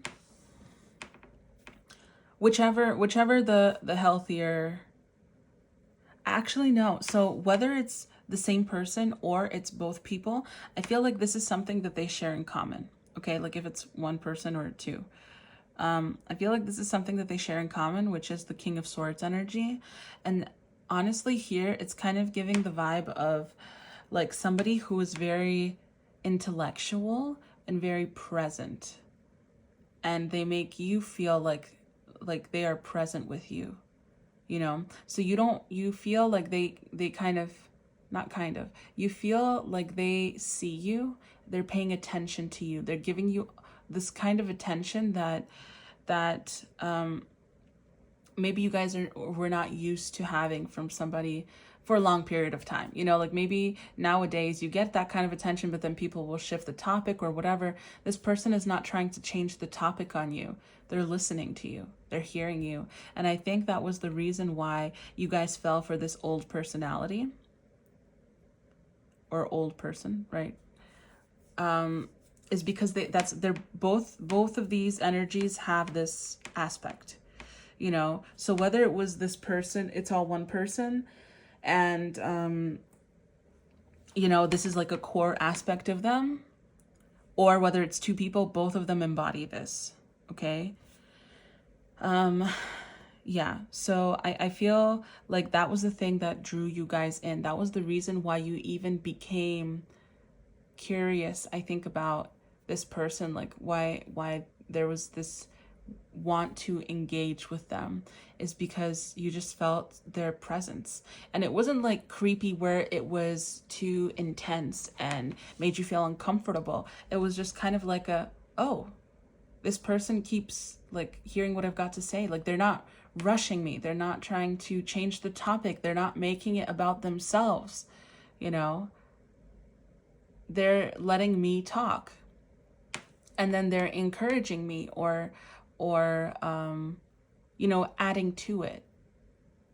You know, like I'll say something like, you know, I deserve it because I'm worth it, you know, and then they'd be like, you are. You know, instead of taking it as a joke, instead of like they're listening to you, and then they add to it. You know, they're like, yeah, you do deserve it, and you are worth it. You're a great person. You're very kind and caring. You know, it's because they're observant and they have this intellectual quality or aspect. They can be very analytical about like deciphering kind of people and situations, and I think they can see who you guys truly are, or they can see your light. They can see your light. And so, and this is just the kind of person they are. I think they're just really attentive. And I feel that's why you guys get so drawn into them. Either the particular individual or both of them, you know, like depending on your scenario here. Also, I feel as though, like I said, there's going to be a choice.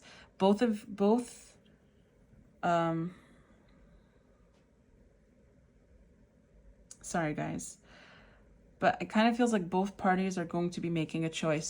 So whether it is this King of Coins, whether this King of Coins is a past person renewed or a new person, and then I feel like both of you guys are going to be making a choice. This one is going to be you, and this is going to be that person, okay? Because I feel like inside you guys can have certain similar qualities, which is why both of you are being represented by this same card. And you guys are coming together for a reason. And it's like, wow, this is sounding so similar, I think, to the last group. I think.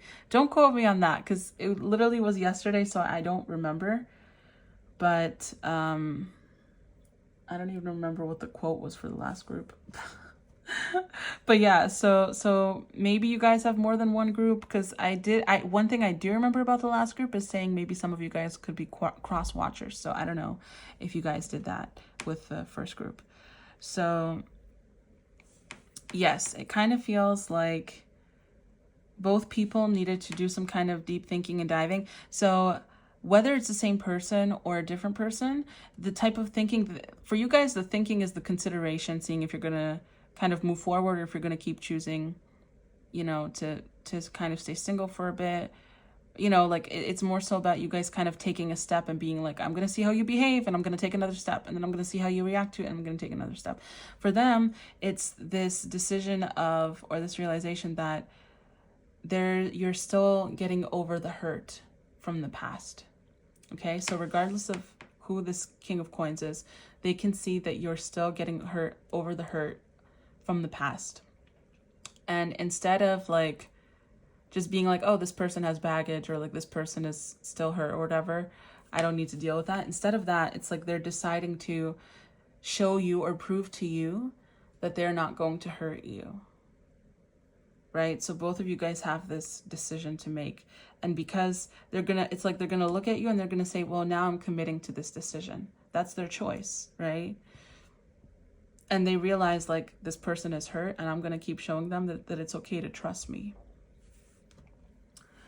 So those of you who are like, I don't want a past person, it doesn't have to be a past person. Okay. So don't worry about that. That's why I'm saying there's two scenarios here. It could be a new person. If you really don't want that past person and you're just like, there's no way I'm taking them back, it is not your past person. Okay. Yes. And even here with the past person energy, it doesn't feel like the connection got very far, or I don't know, deep for some of you guys. Like, it doesn't seem like you guys, like the majority of you were not actually in a relationship. It was like a situationship, or like there was hints of something, and then ego and drama and trauma and hurt of the individuals got in the way, or personal life matters, you know, it's something along those lines. Okay. Now, give me a sec to see what I'm seeing at the bottom.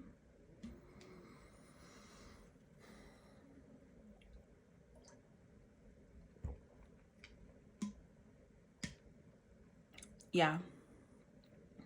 Yeah, with the Five of Swords and the Seven of Swords, there's definitely this idea of an ego being slightly bruised, or still having a little bit of hurt coming through here. So you guys aren't going to be completely over it. Like I said, you're not going to be completely over it when this person comes across you. Because they're choosing, right? Like I said, they're making that choice. They can sense that there's some hurt or mistrust within you guys, and that they're going to have to prove that they're worthy or trustworthy, okay?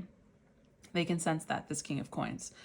But in the sense of you guys choosing yourself and letting go of the other person and like working on releasing that, you guys are already in the process of that, you know? It doesn't mean that you're going to be 100% done with it when this person comes through. With the Princess of Swords, I'm seeing like you guys are going to be, again, this is really giving me that kind of like, I'm going to be testing you. Like, don't think that things are going to be extremely easy or whatever. I'm going to communicate free-flowingly, but I'm going to be observing you to see how you, your actions, okay? Not just the words that you say to me, but how you're going to show up for me. And I expect you to show up for me. You've got to show up for me, okay? I don't want empty kind of promises. So I'm feeling more of that there. But even still, I think because you guys have been working on that forgiveness and letting go, it's like, it's not coming across as super harsh. It's coming across as more like, okay, I could be open to it, but I'm going to need convincing. It's not so much like, get out of my life. Once, like, no, you know, like, it doesn't feel so intense. It doesn't feel like a Queen of Swords energy here. It feels like a minor version of a Queen of Swords. And it's interesting that you have the Queen of Cups here, because I do feel, oh, you have the King and Queen of Cups. But yeah, I do feel, oh, and as I said that, as I pointed at both of them, I just felt as if I was in a pool. Not like my body, but you know, like when you inhale the chlorine in a pool, right? And that smell of pool, like the sensation that you feel in your nose, and like slightly at the top part of the back of your throat, because that's all connected. Like that's what I felt for like a moment. That sensation of inhaling a pool. So I feel like this is going to be part of your healing, okay? All of this whole connection with this person and what you guys are currently going through is a healing journey, okay? So what's next in love for you is continuous. It's continuing this healing journey. It is, because look at how beautiful this Queen of Cups is. This is like, she looks like she's just completely surrendering, and she's like, I'm not going to let anger and past hurt define me. You know, like, God, give me, help me see the way of serenity, right? Help me see clarity and peace. And that's why I was saying it's not as harsh as the Queen of Swords. There's still, it's like you guys are still in the process of healing this without closing your heart, you know, of addressing this without closing your heart, which is why I want, and oh, funnily enough, I did draw a heart here. I felt guided to draw a heart there. So it's like, maybe in the past, you guys getting over someone would be you guys shutting down. But now you guys letting go of somebody is like, you're doing it as an act of love to yourself, not because you're just like, I have to move on. You're doing it as an act of love to yourself, and it shows. Okay, so that healing is beautiful. And like your heart is going to only glow more. Like you're going to shine from the inside out. Like you guys are already in the process of doing that, but like you guys are going to be so vibrant. Like I'm seeing, like I feel like your guides saying that they're proud of you. They're proud of you because your heart remains open. You guys continue to say that you can love Also, I just wanted to point this out because I don't know if it came up last time, but like when I showed the card, but I just realized, like, look, there are like leaves or petals or confetti or something flowing into the bottom. Can you guys see it? Yeah, like you can see it more here. Cool, right? Okay. Let's see what else. Yeah, you see with the Six of Swords and the Five of Cups, this is talking about that healing. The Six of Swords is moving out of troubled waters, moving out from the past into something more balanced, into something more emotionally stable. Okay, and then with the Five of Cups, this is like releasing, right? Oh, I just got chills. It's releasing the fact that these 3 cups have fallen and being grateful for the fact that you have these 2 cups. So it's like letting go of that hurt, letting go of the past, letting go of how you were hurt or you felt betrayed or like you were disrespected or whatever it may be, you know? Like things were leading to they looked like they were leading to a certain outcome and that outcome never happened. Instead of you guys focusing on that, it's kind of like, well, it was nice to feel that kind of love and connection. And it was a sign that that means that this kind of love exists for me and something even better, you know, and I'm going to keep moving forward and taking care of myself. That's kind of the switch that's happening here. And you guys could know that intellectually, but it's about applying it so that you live it, you feel it with your whole body. You exist in it, you know? With the soup kitchen, this is also honestly talking to me about you guys nurturing yourself, you know, like free food. It's like, let God give you love. Let the universe give you love. Let others, let the universe show you kindness and love through others, okay? It's about you guys receiving because it's free, right? You don't work for it. It's unconditional. And love, food is nourishment, right? So it's like about you guys feeding yourselves and really being receptive. That's why this Queen of Cups is beautiful. There's serenity, there's surrender here. The feminine energy is receptive, and this is a feminine energy embodying receptivity. Okay, I mean, look, she's got her hands open, her head like pointed up, she's got a crown of water, and she's open to receive messages, receive guidance, receive love. Her heart is open. Okay, so I feel like that's the kind of thing that you guys are experiencing in the journey of coming across this King of Coins, who you are not going to be seeking out. They will be seeking you out. Okay, that's another important thing to note here is like you guys are not going to be the person coming after this King of Coins, whoever this King of Coins is going to be. It's like it is them approaching you. They made that decision. They saw that you were hurt, so they're going to have to prove to you that they are trustworthy. They are coming through with and it's not like they're going to be going completely out of their way to do things that compromise themselves, you know? And you guys wouldn't expect that of them either. You know, it's not going to be petty. It's going to be things like they say, I'll call you at 7 p.m. They'll call you at 7 p.m. They'll say, this is something I really like. One day I'll take you there. And then they'll take you there. It's like they're going to keep following through. They're going to keep showing like, I'm not running. I'm not ghosting you, you know, like, and they're going to initiate contact. So if things feel a little like uncomfortable or awkward with you because you're like, I don't know how to read, you know, like sometimes I feel like it's going to be okay. And then sometimes they're going to be like, I don't know how to read the current situation. It's like they're going to take up the mantle and be like, well, I will initiate communication then. You know, like if you're feeling a little awkward or a little weird or uncomfortable, I'm going to come up to you and be like, hey, how are you doing today? You know, how's everything going? How's your day? You know, and then it's going to kind of open you up and you're going to be like, oh yeah, I don't know why I was feeling a little weird about this for a moment, you know? So it's that state of receptivity. Like this person is going to be proving things to you like that. You know, like that's why I'm saying they're not compromising themselves where they're doing something that hurts them in order to prove to you, like, I'm giving you my heart. It's not like that. It's like, and you wouldn't want that either, to be honest with you. So it's good to have somebody who has self-respect, somebody who's stable and strong, because that means that they can be stable and strong for you and with you. right? As opposed to like encouraging the negative traits, because that self-sacrificing thing, that's the past, right? That's the past. That's the part that you guys are leaving behind, not getting rid of, but like healing, okay? So you don't need that in a partner either. I'm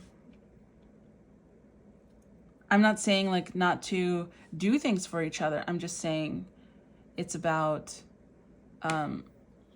like honoring yourself, right? Like here, for all of my life, I have loved you. Today I choose me. It's like both of you guys are going to be embodying that I choose me kind of energy, which is good. I choose me and I choose you. You know, I think you guys get it. I don't have to get into the nitty gritties. But also I want to talk about this garden card, okay? Because gardens flourish, okay?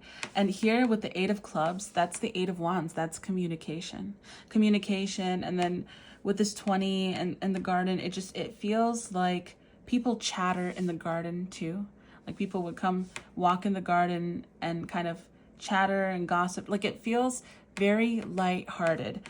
This is not like somebody inviting you into their home and they're like, come sit inside my house, and their house is them. You know, it's not like that. It really feels just kind of like a getting to know you thing. It's giving me this the song Getting to Know You from The King and I, but it's like not her singing it to the children, but you know, it's kind of like directed in regards to love.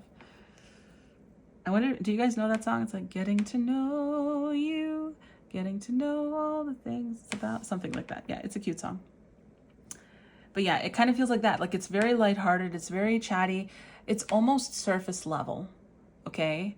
And it's actually a good thing for you guys because it's the material world that needs to be shown security first, and then you guys can go deeper and show more of that.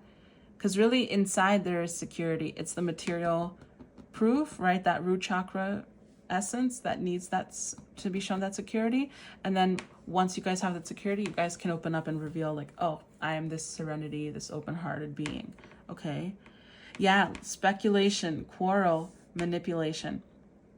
So what I think is interesting here is the fact that Jupiter is in Scorpio here, and it's the number 8, and you have 2 8s, right? So Jupiter in Scorpio is giving off the vibe of expansion in death and rebirth, expansion and transformation. Even here, it's like 4 + 4 = 8. It's no longer a 4, it is now an 8.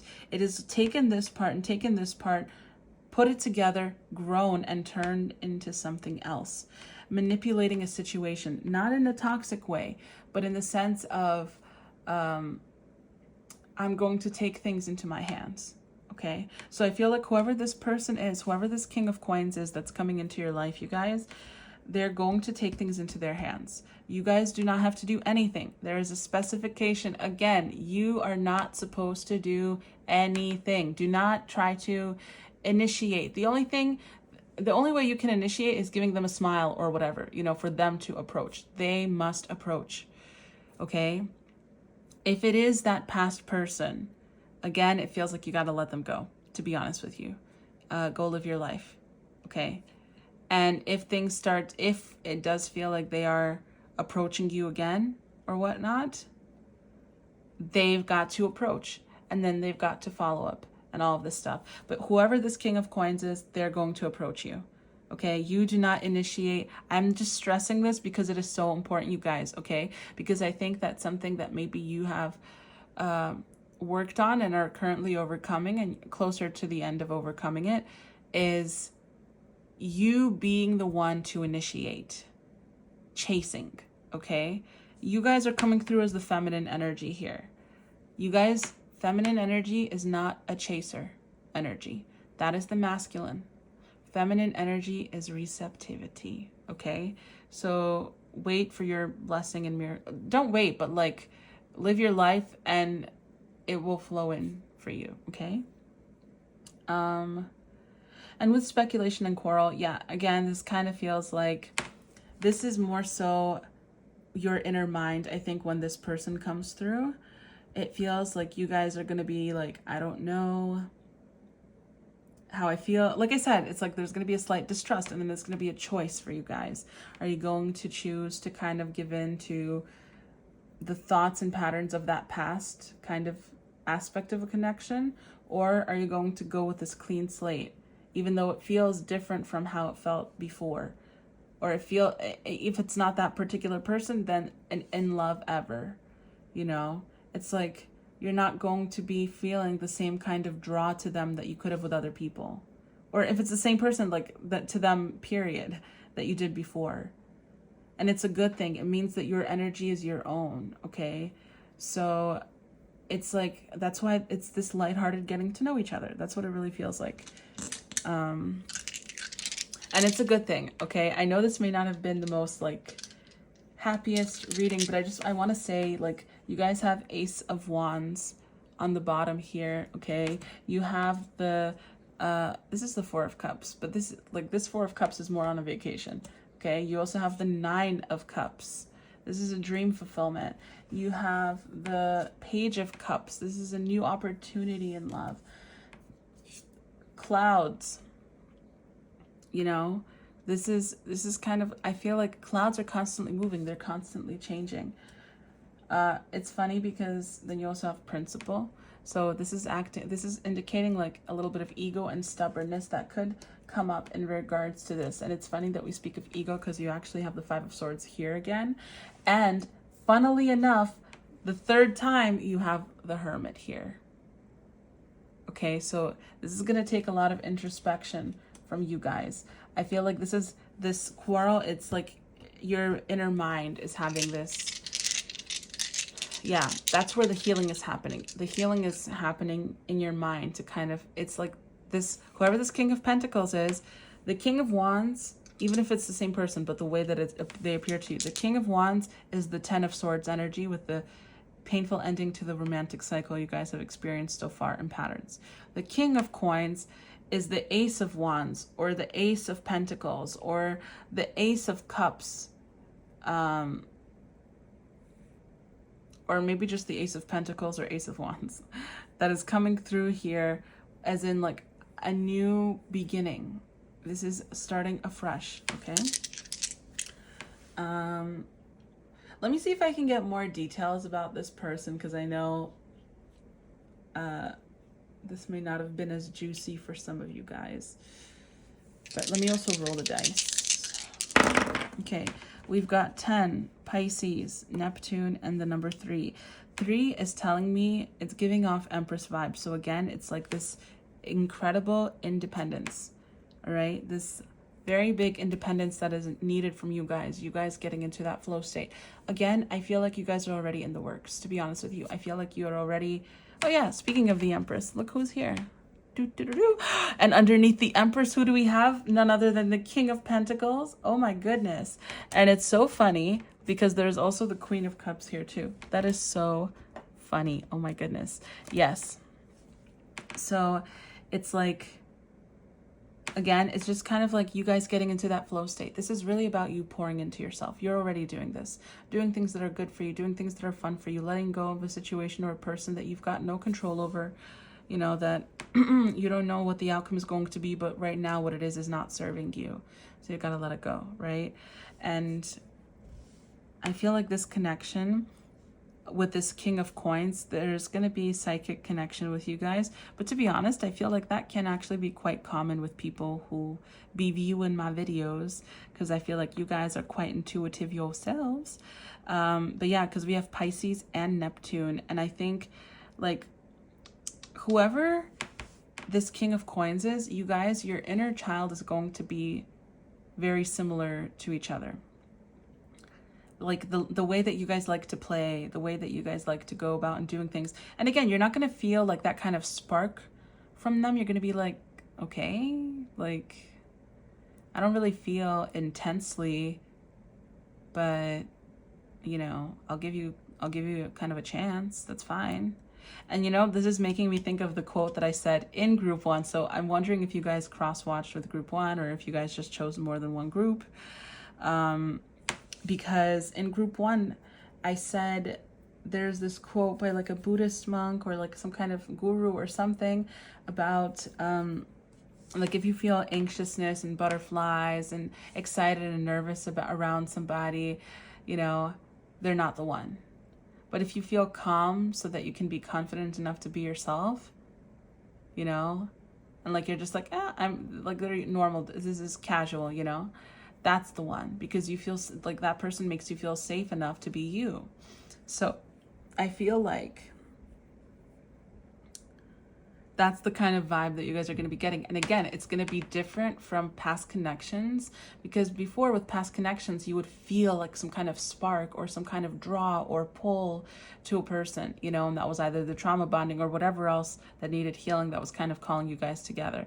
But with this person, it's just kind of like a, oh, you're asking me to talk? Okay, I guess we can talk, you know? And then you're just like, I don't care if the conversation keeps going or not, but this person keeps the conversation going, so I guess we'll keep talking. Like, that's what it feels like. But, and because of that, I also kind of get the vibe that maybe you guys are different a little bit. Well, I don't know. You guys are a good balance. It's a nice balance.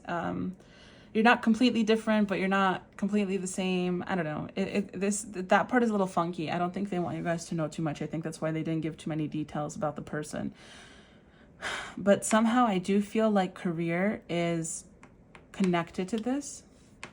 So whether that is, again, like you guys doing your Empress thing and kind of prioritizing work and your personal life and all of this stuff, and the stuff that is helping you guys grow, and then you guys come across each other, or maybe they'll come into your place of work, or they'll be a client of yours, or you'll be a client of theirs. Like there's some kind of connection there through some kind of work, or like it's a social gathering, or some kind of a meeting or event that has to do with like the kind of business that you do, or where you're trying to expand in work, or some kind of meeting / event that kind of has to do with businessy things or entrepreneurshipy things, or some kind of like helping creators, you know, create, you know, like, I don't know, like some kind of workshop or something along those lines. It's not, there's not a specific emphasis. I think it's because it's a general reading, but also as a form of divine protection. You guys already know this, you know, like you shouldn't know everything. It's not good to know everything. So it's just the clue that they're giving you is on some level, career is a little correlated, okay? And again, it feels like you guys have this your inner child with them kind of likes to play the same.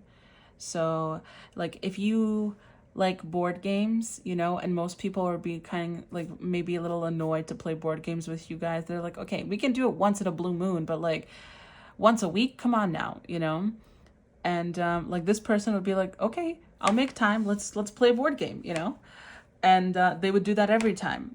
You know what I mean? So it's kind of like, and maybe they may even recommend a board game to try, or they may sign you guys up for some board game tournament. Like, I don't know. It kind of feels like they're not going to shut you guys down. It's that same thing that we were talking about with that King of Swords energy, that Elder of Swords energy. It's like they're very present and they don't shut you guys down. Like it doesn't feel like they shut you, like they just add to, you know, it's kind of like improv, right? In improv, there's this rule, yes and, where you don't deny anything that is said or done, you know, by another person. Instead, what you guys do is you say yes and you improvise and you kind of add to the situation. So it kind of feels like that. Like this person yes ands you guys a lot, okay? But yeah, that was your reading, group 1. I hope you guys enjoyed. Group 1. Whoa, I'm sorry. I meant to say group 2. But maybe you guys should go and watch group 1 because there were quite a few parallels, I think, for you guys. So maybe you have little bits and pieces from both readings. But yeah, that was your reading, group 2. I hope you guys enjoyed. If you did, I would appreciate if you gave this video a thumbs up. I'd also love to hear from you guys in the comments down below.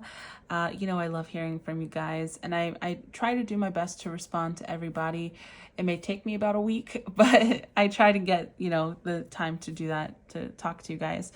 Also, if you are not subscribed to the channel, you don't have to be, but I would appreciate if you guys showed the channel some support and love in that regard, and maybe, you know, click the subscribe button, and that way you can be notified anytime I post new stuff. Also, I do sell custom crystal bracelets, custom affirmation songs, and I do personal private readings. For those of you who are interested, you can reach out to me through the contacts page on my website or through my email on the description box below. Also, I am on Instagram. Okay, so for those of you guys who may want to kind of chat there or kind of see what's going on there, my handle is NutAeum. But yes, group 2, that was it for today. Let me know, you guys. Let me know if you ended up watching group 1 as well. Maybe you just wanted to hear the sound of my voice. That's okay. I'm grateful if that was it. But I think most of you guys probably just kind of have messages there or whatever. If you are here for my voice, it feels silly to say that. Let me stop. I was gonna say if you are here for that, then let me know, but like I highly doubt that that's the case. But anyway, yeah, group 2. I love you guys. You guys are great. Okay, you guys are doing really good. I'm really proud of you, and I'm sending you guys lots of love. Okay, lots of light, and I'll see you guys next time. Bye, group 2. I'll see you in the next video. Hey, group 3. This is your group. If you chose either the song that you have chosen, I have not assigned anything to anything yet, so I'm not sure if you guys decided to do the songs or not. Or if you chose stones, bricks, and walls are all I have known. Today I will see the sun and learn how to laugh and breathe and take chances to live. Okay, I just finished shuffling your cards, so let's ring the singing bowl for you guys. And let's get into your reading. So first you guys have the Ace of Cups. Look, the bird is flying, you guys. I am like a kid, like seriously, you guys. I mean, clearly I think I think you guys have kind of caught on. I'm kind of like a kid sometimes. Or like the inner child is alive, but like this just brings me so much joy. A deck with moving pictures. Oh my goodness. Okay, we'll set this aside here. Then you guys have the Devil. I don't know if you guys can see the movement of the tails on the bottom. Also, I could just be like angling everything very wrong. That's the difference. So I hope the movement comes across. Okay. It's more fluid if you angle it the right way, but you know. Then you guys have Judgment. Does this have anything? Let me see. Does this have? Oh, yes. The hair and the cape and whatnot. Then you guys have the Three of Wands. This one's got a lot of movement. Can you see it? Can you see? Can you feel it, Mr. Krabs? Hold on. Hold on. There you go. Can you feel it, Mr. Krabs? Okay. Next, you guys have the Ten of Chalices, or the Ten of Cups. You see the kids hopping? I'm really hoping it's coming through on camera. Okay, it's good enough. Then we've got the King of Cups. Ah, interesting. That one came out in the last group. We have the Seven of Swords, the Queen of Cups, the Six of Cups. Oh my goodness. Every single time I see the Six of Cups, it brings me so much joy. This deck, and actually this deck, I love the Six of Cups in this deck too. Funnily enough, the color schemes are similar, but like this, I love this Six of Cups. I love it. And we have Judgment. Oh, a Judgment again.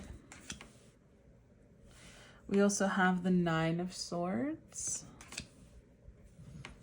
the Page of Pentacles. Also, I just wanted to say, you guys, while I was shuffling, I saw the Star card reveal itself a couple of times in a couple of different decks. And then also there was something else that was positive. So yes, then we've got the Five of Pentacles. Oh, I think it was like riches. Yeah, that's what it was. I saw the Star card coming through, and then in one of the decks I saw the word riches. Then we have the King of Wands. The Fool. The Magician. Number 9 with Fulfillment, Saturn in Sagittarius. Number 3 with the Jupiter in Gemini, Bluff. Oh, I got chills. Number 1 with the Moon in Aries, Protection. And you guys also have number 30 with the King of Spades, which is the equivalent of the King of Swords, Lily. Which, by the way, these are my favorite flowers. Stargazer lilies are some of my favorite flowers.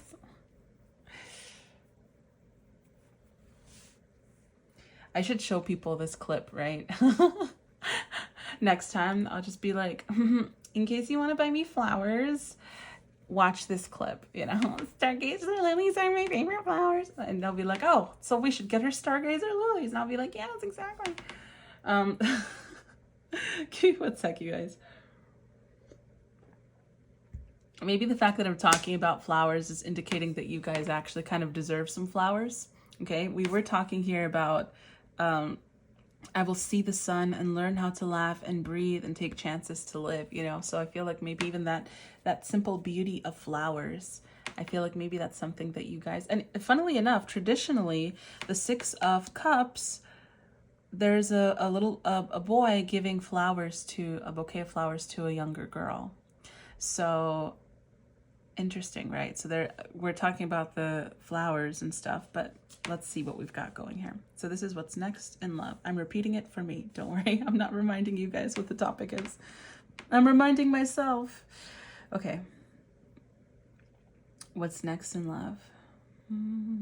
Give me 1 sec, guys, just to kind of get a fuller picture here.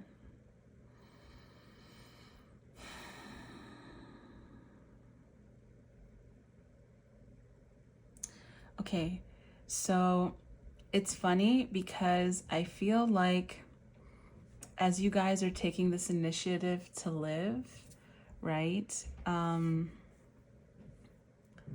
you are going to be rewarded with a very beautiful, joyous union. What's next in love seems to be somebody who is very exciting. I feel like they can be very passionate in a healthy way, not in a like quick to anger. Like that's not the part that they're emphasizing here. The passion is like they're passionate about life. So it's interesting that you guys are saying today, you like, this is what you are coming into with this quote, right? And it's like, because you are embodying that and living that, the person that you guys are attracting in that's next in love is the same way.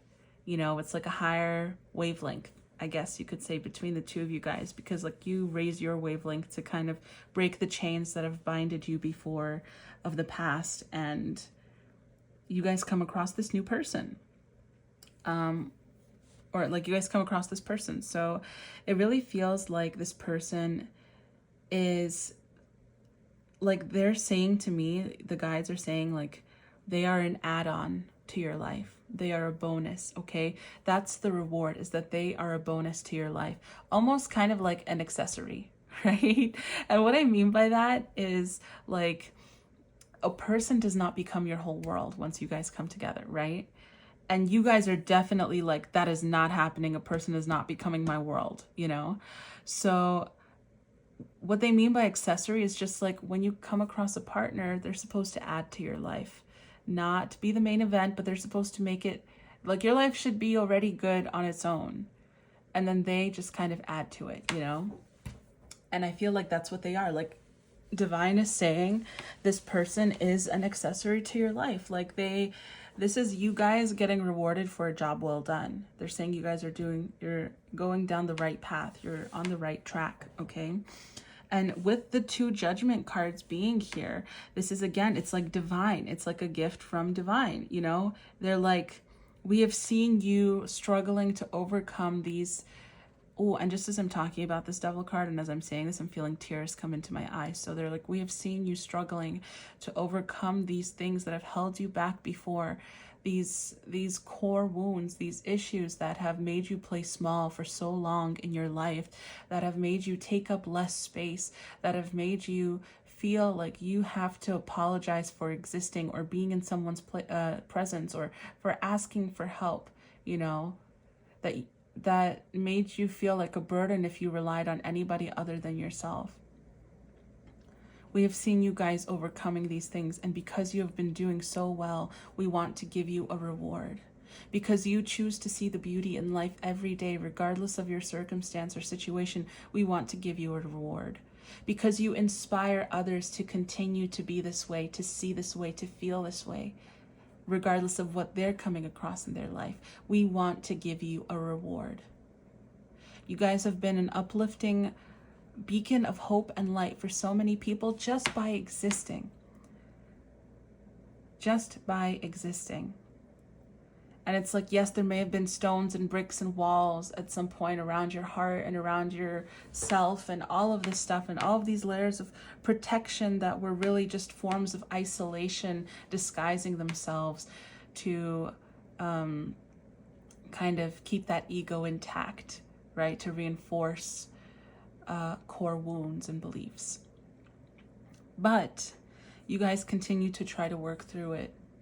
There's this beautiful healing energy around you guys, and it's just this vulnerability. You guys could be crying a little bit more now, and that's okay. That's good.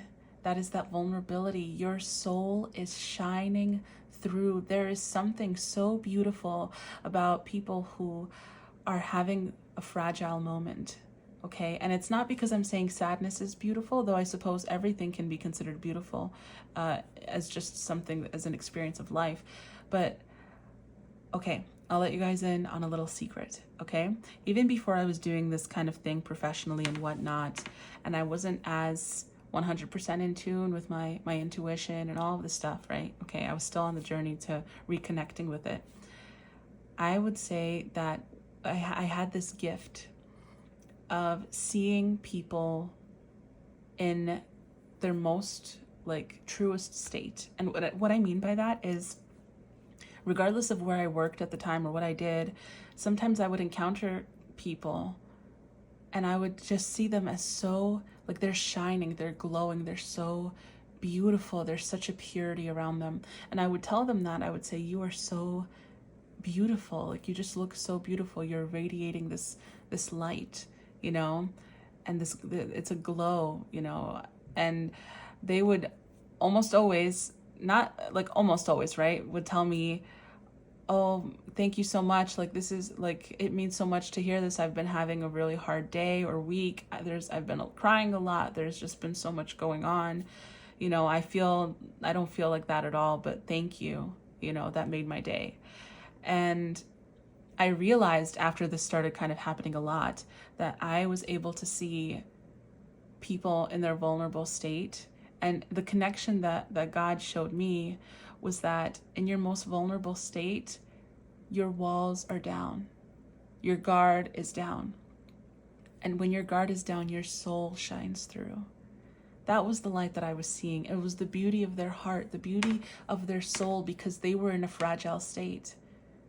Right? Because when you're in a place where you're crying a lot and you're releasing things, you're letting things go, or whatever it may be, you have to let down the walls a little so that things can come out, or open the door for things to come out.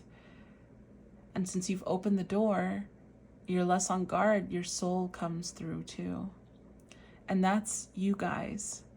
You guys are there. Like, even though you had this heart, I feel like you guys, people have been coming to you for advice for like ever.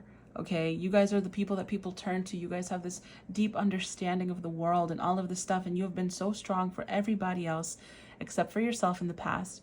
But you are doing that for you now, and you are coming into you now, and you're coming into the beauty of life, and it's something that you were always able to kind of find within, you know. regardless of the hard situation. And it's like God is saying, thank you, we love you, we're rewarding you. You know, this effort was not in vain. It was just, you needed to get a certain lesson, a certain key point here, a keynote, you could say, you know, in order to keep moving forward. And I feel like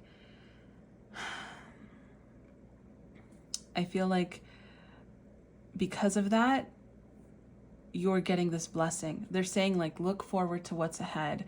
We can't give you too much information because it's supposed to be a surprise. We want to give you a surprise, but look forward to what's ahead, because I feel like the next person, I feel like you guys are, like, for what's next in love, the other two groups, it wasn't specifying that it was their, like, future spouse or something along those lines. But I feel like for you guys, you are getting closer and closer to your life partner.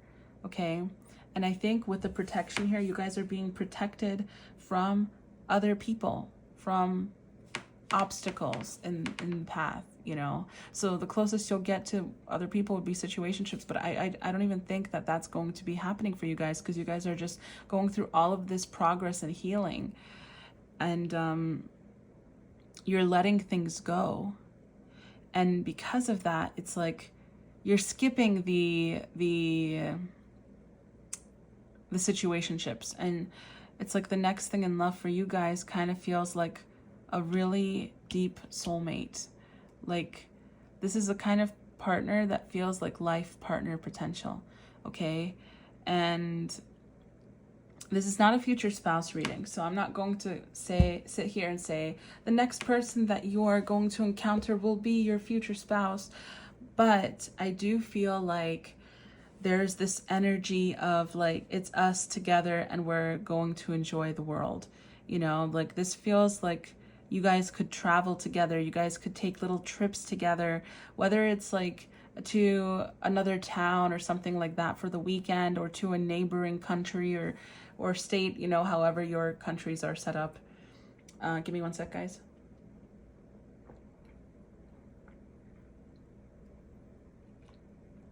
But yeah, I feel like there's just this kinship between you and whoever this person is going to be.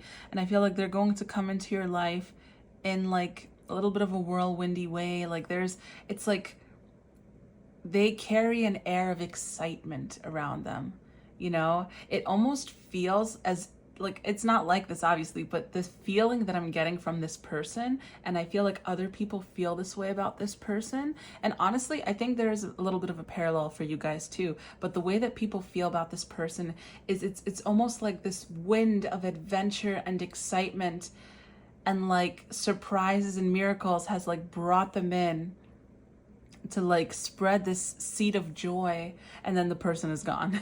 You know, it's like, did some kind of magical being just come by? You know what I mean? Like, it feels like that, like a genie in a bottle or something. Like, it's like they ride on wish fulfillment and happiness and excitement and adventure. And I feel like it's like they get whisked into places, you know, like they feel like a wind carries them in. It's not even like them just walking like they're showing me literally a breeze blowing them in, like, with joy and happiness and kind of serendipity. And I feel like this person really this person whisks people off their feet. Like, people are completely, like, they're so charming and they're so funny, and not charming in like a, you know, you should have your red flag triggers set off. It's like charming in a, like, they naturally care about people, you know, they're so witty, they're funny, they're so funny, you guys. And, like, they're just so fun. They're so fun to be around, you know. And it's like you guys have been working on giving yourselves permission to play and you know, to not be, like, so serious constantly, not taking everything so seriously. And, like, this person comes in and is just like an accessory to that. They're like, oh, you started playing, great, let's play together, you know. Like, it's just, they're so fun. I think you guys are gonna have so much fun with each other. And again, they're really witty, they're really funny. I feel like they have like devilishly good looks, but let's not call it that. Let's call, well, actually, I think, no, the reason we have to use that term is because they don't look kind of like angelic in that regard. They look a little bit more like they could ride a motorcycle. Like, I'm not saying they look like a complete like biker gang kind of a person, but I don't know, there's something a little rugged about their appearance, you know, like they give off a vibe of a traveler. Like if you guys are looking for a male, like he could have a little bit of a beard, or like if not, it doesn't feel like a long beard, though again, this is a general reading. It feels more like he could have some stubble, or like one of those shorter beards. I don't know what they're called. I don't know men beard facial hair things, but it's like he's a little unkept in the facial hair, you know, like he doesn't keep it from getting too long. I mean, he keeps it from getting too long, but it's like there's something there. I don't know. And it's like his hair has been, again, there's this aspect of wind. Maybe this person has a lot of air in their chart, or like has air, Mercury, looking, or in their north node, or in their 10th house or something. That's kind of how it's feeling like, because even like their hair feels like the wind has been blown through it, and they don't bother to adjust it. They like that careless, wild, carefree kind of look, you know. They're not trying to control that. They enjoy the freedom of it. It's like somebody who enjoys the beauty, the wildness of nature, you know. Like they don't feel they need to trim a garden so that only their favorite flowers are showing.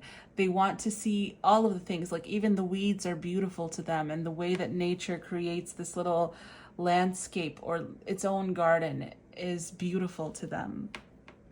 And yeah, like I said, I feel like you guys could be traveling or like going on little adventures or trips together. Like I'm not necessarily, you know, for everyone, I'm not seeing like intense travel. It just feels like you guys go on adventures together. So maybe it's like these little trips or day trips or weekend trips. Like you guys are going on little spontaneous things and having fun. Yeah, it just feels like you guys are having fun. And the two of you guys are so present with each other. Like you're so in the moment. Like you guys have been practicing being in the moment, and this person is very kind of like go with the flow.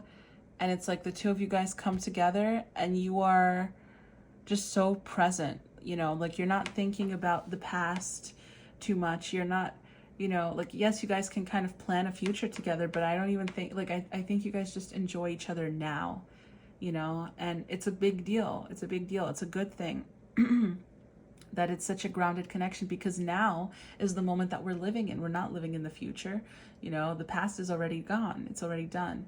So yeah, let me see what else I'm getting here. This person feels like a soul. Like I think I said that with this 10 of Cups. Like they feel like a soul, like a soulmate, you know, like a kindred spirit. A kindred spirit, that's what I'm getting. Yeah, like they're just a kindred spirit. And even here, you see, it's like there's 2 lilies. There's 2 of them. Usually lilies, there would be like 3 or whatever on one stem. You can get 3, maybe sometimes 4. I've seen 3 for sure. Rarely have I seen only 2, I think. And lilies tend to have 6 petals. So it's like both people that are of the same stem that are opening their hearts, right? Because 6 is love and relationships, and it's not always romantic love. It's just love in general and relationships in our lives. And it's like you guys are coming in, and the 6 is giving me Libra energy also.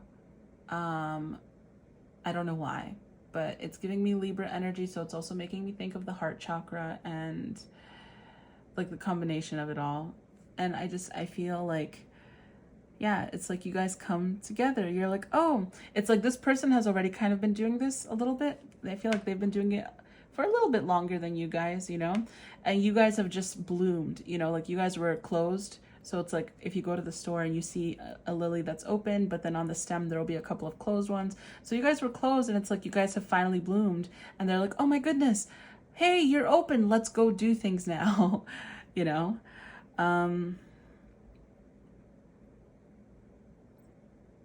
I feel like you guys are going to have a very unconventional connection.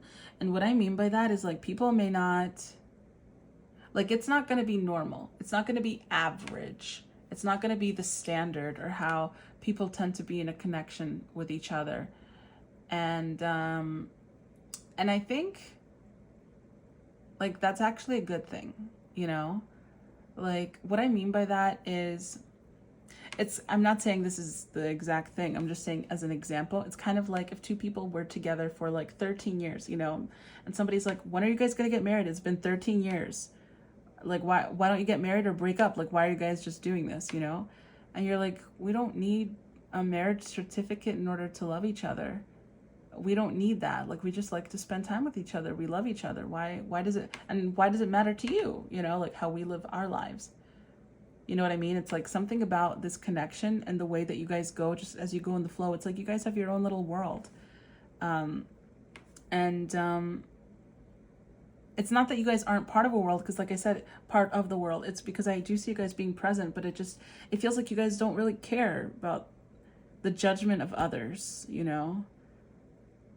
And I am seeing some kind of like travel, like I'm seeing travel to another country and like talking with the locals and like staying with the locals in some kind of village or something, or like a small town, and you guys are staying or conversing with the locals, and the locals love you guys. Like they think you guys are a cute couple, and this person is just so energetic and again charming, and they're witty, and like people like to listen to them talk. They like to hear them talk, you know, and I think you guys are going to admire them a lot, and they're going to admire you a lot. It's like you guys mirror what you feel towards each other. You may look at this person and think, wow, you're incredibly strong, you know? And they're like, it's incredible that you say that because I feel the same exact way about you. And you're like, what? You know what I mean? Like it kind of feels like that. Like you guys are being reflections of each other in that regard. It is, even though we're talking about fun and all of this stuff, like I said, you guys do have a soul connection here. Like they feel like a kindred spirit, a kindred soul. Like literally these two lilies are on the same stem. You know what I mean? Like they branched out, but they're coming from the same stem. So it's like soul family. So the connection that you guys are going to have, even though it's fun and present, it's like, it is emotionally deep too. Especially, look, we've got the Queen of Cups here as well. You know, it is emotionally deep. It is healing. There's like here, the Queen of Cups is pregnant. This feels so fulfilling. This connection is so fulfilling. And even here, you guys have kids. I feel like kids could be a part of your connection. Kids and animals. I'm not saying like if you don't want kids that you'll have kids or whatever it may be. I just feel like that purity, right? Like animals can be pure. Children are pure. That purity is part of your connection. And I feel like kids and animals will love being around you guys. And if you want to have a family, this could be somebody that really has the potential to go the long way with you in regards to having that kind of a connection.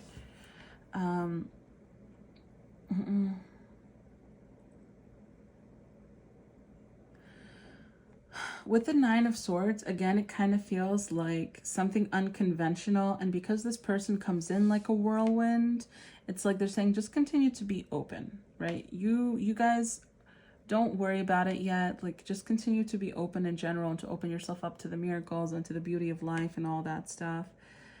I feel like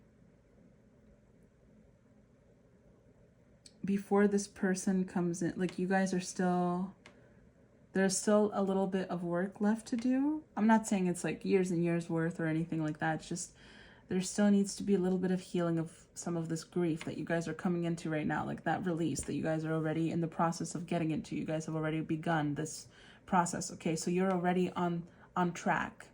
It's just there needs to be a couple more things to let go of so that you can be open to receive this kind of a connection without letting the past kind of come through, you know?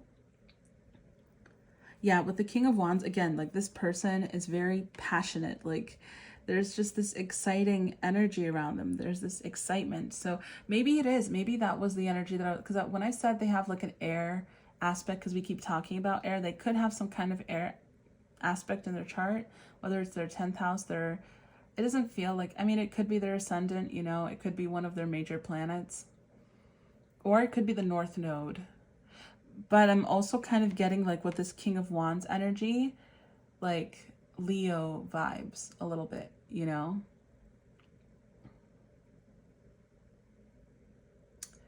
Yeah, they kind of give me a little bit of a Leo vibe. It could be any other fire sign too, right? Sagittarius, Aries, those are fire signs. By the way, when I mentioned air signs, that's Aquarius, Gemini, and Libra. So they could be any other fire sign, but I'm not saying they are Leo, but again, it kind of feels like there's some kind of, maybe it's 5th house energy or like 9th house energy because of that sense of adventure. I don't know.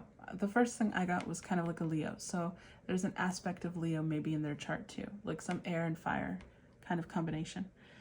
Yeah, and the Magician. I feel like that's what I'm saying. Like, people feel like they kind of appear like magic, you know?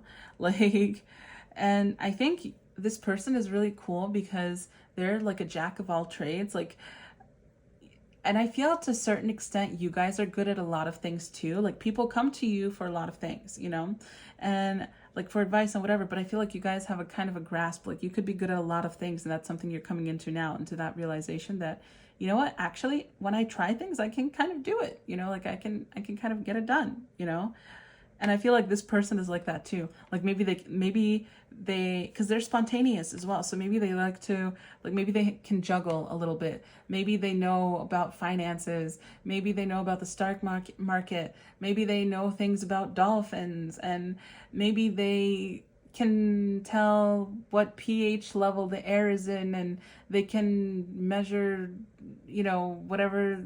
I'm getting like weather, the weather people, they have this tool that measures the atmosphere or whatever. I don't know the details. What is that called? Like, weather people's profession. What is that? I want to say metamorphosis, but that's not it. Is it meteorology? I don't know. But yeah, something like that, you know. It's kind of like, what? Why do you know how to do that? And but I don't even think that you guys question it. I just think that you see it and you guys are like, oh my gosh, so cool, you know? And you guys, yeah, you guys are gonna like it. So this person is good at juggling a lot of things. They can put on a lot of different hats. Okay. Let's see what else we've got here. Let's see. Sorry guys, I'm gonna take another sip of water.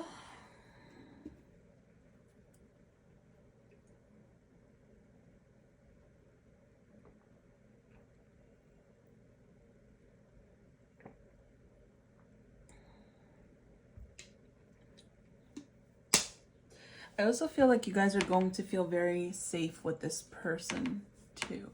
Okay. Oops. Let's see what else we got here. Oh yeah, didn't I say fulfillment? Like, there's just this feeling of fulfillment. Look, fulfillment. I completely forgot about this. So yeah, fulfillment is here. Yeah. And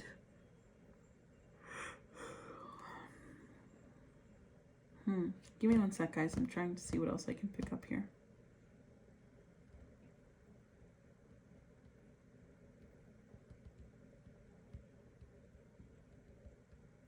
Again, there's this aspect of unconventional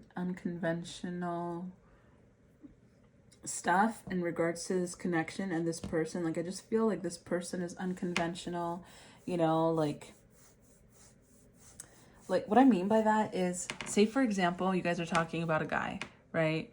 And now it's different, but like 15 years ago or whatever, it was a big deal if a guy wore the color pink if he was straight, right? Because people would be like, why are you wearing the color pink? You know what I mean? But this person would just be like, I like the color pink. And then at some point it became kind of popular and whatever. So it kind of feels like that. Like, they're unconventional in that regard. Like, people are going to be like, whoa, you're so this. Why are you doing that? And like, you know, they're going to be like, you're so like macho. Like, why are you wearing pink? You know? And they'll be like, because I like the color pink. And like, that's it. You know, like it's that simple. So I kind of feel like your person is like that too. Like, they're that kind of level of unconventional. Like, they just kind of do what they want. And people are like in awe of them, and they're like amazed by them, and they're kind of wowed by them. they're dazzled by your person. But then your person will do something and you're kind of like, then people are kind of like, why are you doing that? You don't even have to do that. You're already this cool and whatever. And they're like, I was doing it for me, you know, but thanks, you know. And then people kind of get over it because they're so in awe of your person. So, and like some of them will be like, what? Like, I think they'll think your person is a little odd, but again, it's kind of like there's something so charming about your person that people don't have any, like they can't keep like most people can't keep a negative thought towards them. Like they can't hold themselves to it, you know. Let's get final messages. Scorpio, the number 3, the North Node, and 7. This is so funny. Remember I kept mentioning the North Node about this person and like something about the North Node. So I think it's so funny because I didn't really mention astrology stuff in the other groups, but I kept getting something about possibly the North Node. And I normally don't bring up the North. Oh, and healing. Look at that. You guys are healing, extra healing with the core wounds and stuff with the play that you guys are doing together. But yeah, like with this whole North Node thing, it's funny because it just kept like coming through, even though I normally don't bring up the North Node. So something that I also just heard as I was talking about this is destiny. You're my destiny. Do you guys know that song? Who sings it? It's like, you are my destiny.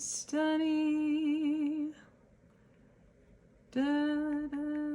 Let me see. Destiny. Okay, that's not gonna help because they're like Destiny's Child, and I'm like, no, Destiny is in the song. Oh, You Are My Destiny by Paul Anka. Anka, I don't know. From the Put Your Head on My Shoulders album. But yeah, that's kind of what I'm hearing, you know? It's like this dramatic aspect of destiny. And with Scorpio, again, it's this kind of transformation. So I feel like things are constantly, like you guys are going to continue to evolve together. You know, that's why I'm saying it's like a companion. It's not, you guys are not chained. You are walking hand in hand, side by side. I feel like communication is big with you guys. You guys communicate a lot. So you guys are going to talk a lot. With this 3, it's giving 3rd house energy. And remember I was saying something about communication with this person too earlier? Yeah, I feel like they're talkers and you guys are going to talk a lot and you guys are going to enjoy the conversation. And I feel like both of you guys are going to feel the fact that you are like, you're like, you just get me, you know? And you guys are going to love that. It's going to feel so secure for you because you're like, finally, somebody who just gets me, not just a friend, but not just this aspect, but can get me on all levels, you know? Like they're not just good for talking about spiritual stuff and cooking, but this person is good for talking about spiritual stuff, cooking, and, you know, cricket or whatever. I don't know. So, you know what I mean? As opposed to like my other friends or whatever that may be into like 2 of the 3 topics, but neither of them are into all of the 3 topics, you know? So I feel like this person is kind of like that all of the 3 topics type of dealio. So I think you guys are going to be really grateful for each other. And it's a really cool connection that seems to be coming through on your way, you guys, as you continue this journey. So I'm really excited for you. I'm really proud of you guys for choosing to continue to like live and all of the stuff that the universe seems to be trying to give you a reward for. And yeah, group 3, that was your reading. So I hope you guys enjoyed. If you did, I would appreciate if you gave this video a thumbs up. I'd also love to hear from you guys in the comments. Is there some kind of a connection with flowers for you guys? Have you guys been wanting flowers? Did you recently get yourself flowers, or were you thinking about getting yourself flowers? Because if you were, now's the time to do so. I feel like this person could like get you flowers off the side of the road, you know, not because they feel obligated to because it's a special occasion or anything, but just randomly, like you guys could be walking a trail and they'll just pick some flowers while you're not looking and give them to you. Like that kind of a dealio, you know, it's cute. Or you guys would do that for each other. You know, it's very balanced regardless of genders. It kind of feels like both of you guys could be doing that kind of thing to each other. And that's what makes this connection so strong. It's because you guys are are showing you're both putting in effort and you're equal. You know, you're kind of like, why do I only have to get the appreciation? Let me give you the appreciation too. You know, it's cute. But yeah, so let me know, guys, in the comments if there's some kind of connection with flowers for you guys. Do you like stargazer lilies? You know. Also, if you guys are not subscribed to the channel, you don't have to subscribe, but I would appreciate if you did click the subscribe button and help support the channel. It would be very much appreciated. You know, I'd be very grateful. But regardless, I'm grateful that you guys are here too, just as you are, okay? Regardless of whether you do it or not. Also, I wanted to let you guys know I do personal private readings, custom crystal bracelets, and custom affirmation songs, which if you are interested in any of those things, you can reach out to me either through the contacts page on my website or through my email in the description box below. I'm also on Instagram. My handle is NutAeum if you would like to say hello there, or, you know, just see what's going on up in there. And yeah, that's it for you guys today. That's the spiel, group 3. I hope you guys have a wonderful rest of your day. I'm sending you guys so much love, so much light. And group 3, I am going to see you guys next time. All right, bye guys. Hey group 4, this is your group if you chose whatever the song was that you chose. Or I haven't assigned the songs yet, so that's why I'm saying that. Or if you chose this little note, I long to be the breeze of love so that I can blow through people's hair and whisper that they are worthy in their ear. Okay, I'll set your little note to the side. I'm going to ring the singing bowl for you guys.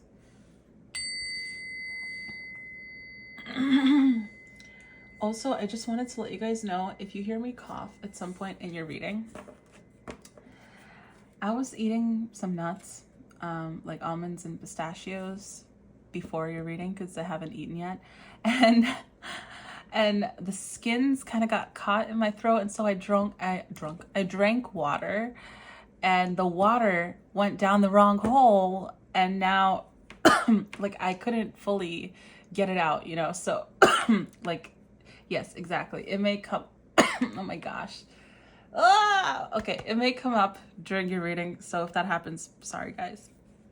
Okay, so without further ado, let's get right into it. You guys started out with what is next in love. You guys start out right with the Lovers card. You see the vines moving. Cool, right? Okay. You guys are gonna see me get really excited about these cards. I'm not ashamed. I'm not ashamed. Then we have the 4 of coins. Okay. The 7, does this one have emotion? Yeah, the 7 of swords. I don't know if you can see it in this lighting, but his the bottom thing is moving of his whatever this is. It's not armor, gear, shirt. It's not a shirt, it's not a dress, I don't know, garb, his garb. The 2 of coins. So funnily enough, you guys, that I just mentioned garb, I was literally just thinking, because I used to work at a Renaissance fair, and I was wondering, like, I don't know why I was thinking this, but I was like, it would be I still have my uniform or one of my outfits, you know, and the Ace of Wands. And I was like, what if I just walked into the place where I sometimes do readings in that outfit? Like, just perused the streets of New York City in that outfit for a day, you know? Like, it's a whole shebang. It's like the skirt, the oh my, I'm forgetting what it's called, but it's not a bralette, it's not a vest, I forgot what it's called. And then you have the Fool. The bodice, yeah, the bodice, the puffy shirt underneath the bodice. I even have a bag that I can like put my cards in and stuff that would match that whole thing. So I don't know why, like literally before I started filming your group, I went to the bathroom, whatever, And in the bathroom, I was thinking that. And then it's funny that I bring up garb. So maybe I was like, what would people think? Two of Wands. And then I was like, I shouldn't care what people think. You know, it doesn't matter. The Ace of Pentacles. Doesn't this kind of make you think of the snitch, the golden snitch in Harry Potter? Like, if you just see it for a moment, the golden snitch, and then it's gone. It kind of feels like that, right? But yeah, so I was thinking of doing that. Oh, wow. You guys have the extra card in this tarot deck. Number 23, Happy Squirrel. Look at that. But yeah, so I was thinking of possibly doing that. And I was like, what would clients say? What would the people at the place that I'm going in to like do the readings for say? They would probably be like, what is she wearing? And we have the King of Cups. And I know it's like not important to care about like what people be saying or thinking. Two of Pentacles again. But, you know, I'm like, there is a certain level of professionalism that is expected of me. Seven of Swords. Though, of course, technically, I am a freelancer. I can do whatever the heck I please. I have a friend who's a reader, and she dresses however the heck she wants. King of Pentacles. And she does it in a fun way and all of this stuff. So I could do that, you know. I don't know. If it ever happens, you guys, if you follow me on Instagram, handle NutAeum, Seven of Pentacles, I'll post a picture there. If it ever happens. I don't know if it'll happen, but if it does happen, you'll see it on there. The Page of Wands. The Star. Like, I know it's weird, but part of me wants to do it because it's weird. You know what I mean? Judgment. Oh yeah, speaking of judgment. Yeah, part of me wants to do it just because it's weird or it's the weird thing to do. Then we have number 1, Mercury in Aries with restlessness. Number 4 with Venus in Scorpio, birth. Number 3 with Venus in Gemini, flattery. And then lastly, I guess I'll move everything over here too. Do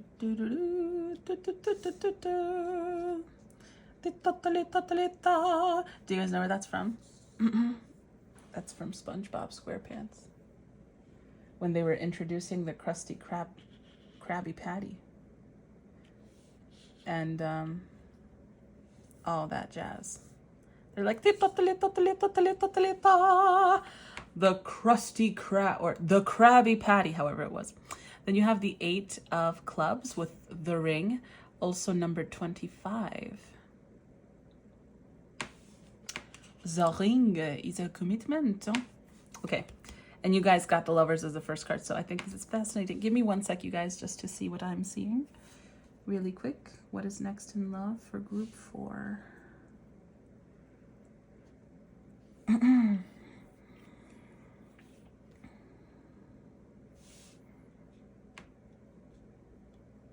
What is next in love for group 4?